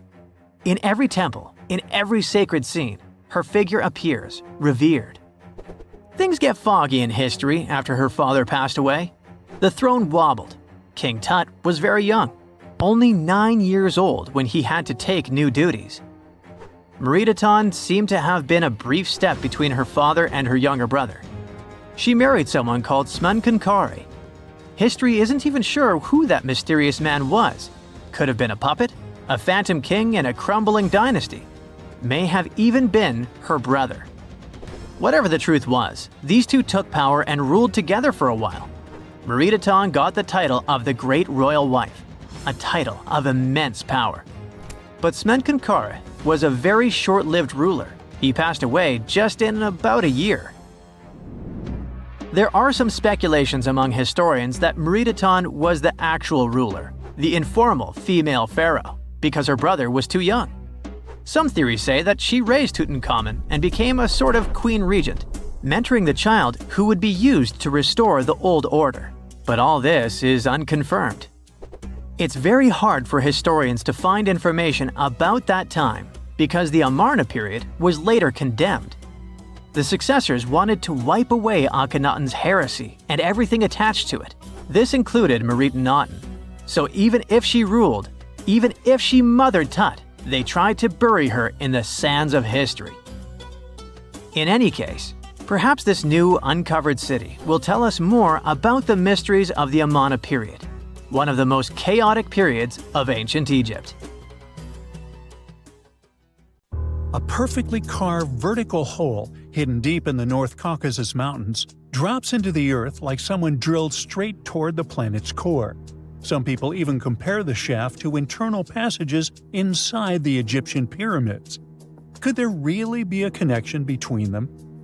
So the public learned about this mystery cave thanks to a local cave enthusiast who was hiking in the North Caucasus in 2011. The rugged slopes of the Kara Hora mountain, with glacier-carved valleys and cliffs that have stood there against all sorts of weather for thousands of years, seem to be a perfect place if you want to hide something. And that's where Shemukov found something that looked like an entrance to an underground cave. He invited a team of cavers, and together they went down the shaft. At first, they were sure it was a geological formation, but the deeper they descended, the more it looked like something carefully built by humans.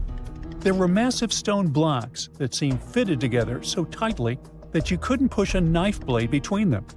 Some sources also say the shaft drops almost perfectly vertical, and its walls look polished, as if giant machinery smoothed them long before modern tools existed.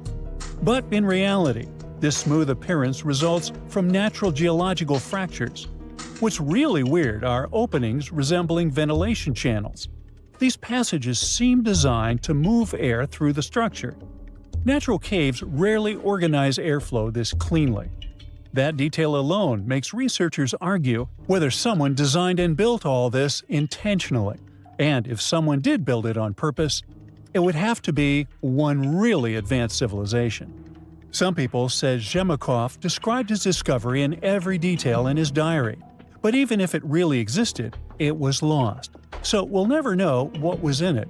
In fact, we know so little about this man, and his discovery wasn't mentioned a lot on TV or elsewhere, that some people even questioned if he existed at all. Or maybe he saw something down there he shouldn't have seen. And there's no way to double-check, as he was hit by a car and passed away just 4 years after the discovery. This tragedy fueled even more rumors, speculation, and conspiracy theories. Geologists are trying to find a more logical explanation for this shaft, of course. The Caucasus Mountains are part of a massive chain called the Alpida Belt, which stretches all the way from southeastern Europe right into Asia. The Caucasus formed as a result of a tectonic plate collision.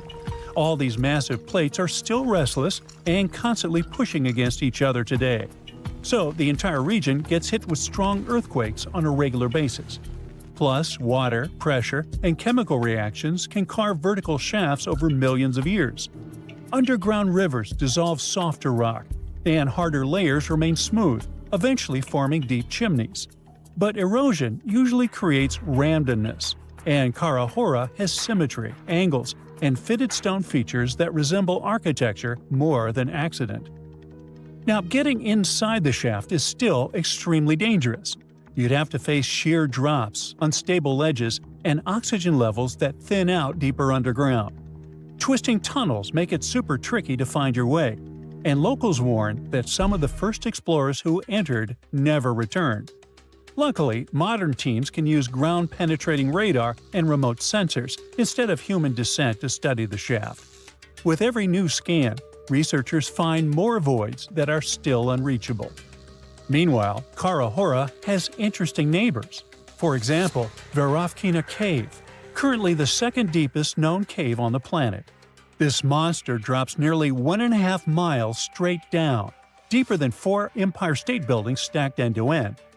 Explorers descend through freezing waterfalls, razor-sharp rock corridors, and vertical pits that swallow light completely. Temperatures here hover just above freezing, and underground rivers roar through darkness nobody saw until recently.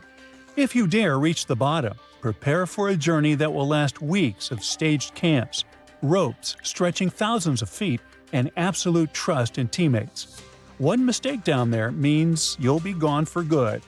Veryovkina constantly floods and reshapes itself year after year, so cavers have to deal with flood pulses all the time. Water cuts deeper into the limestone rock and expands chambers slowly but surely, and then, because of the volume, suddenly bursts through cave openings. But this doesn't stop scientists from going down there to measure oxygen, airflow, and mineral growth to understand how caves evolve over geologic time. And that's how explorers discover strange microbial life that somehow survives without sunlight and feeds on minerals instead of plants. These ecosystems resemble conditions scientists expect beneath icy moons like Europa or Enceladus. This means the cave could be a great training ground for future space exploration.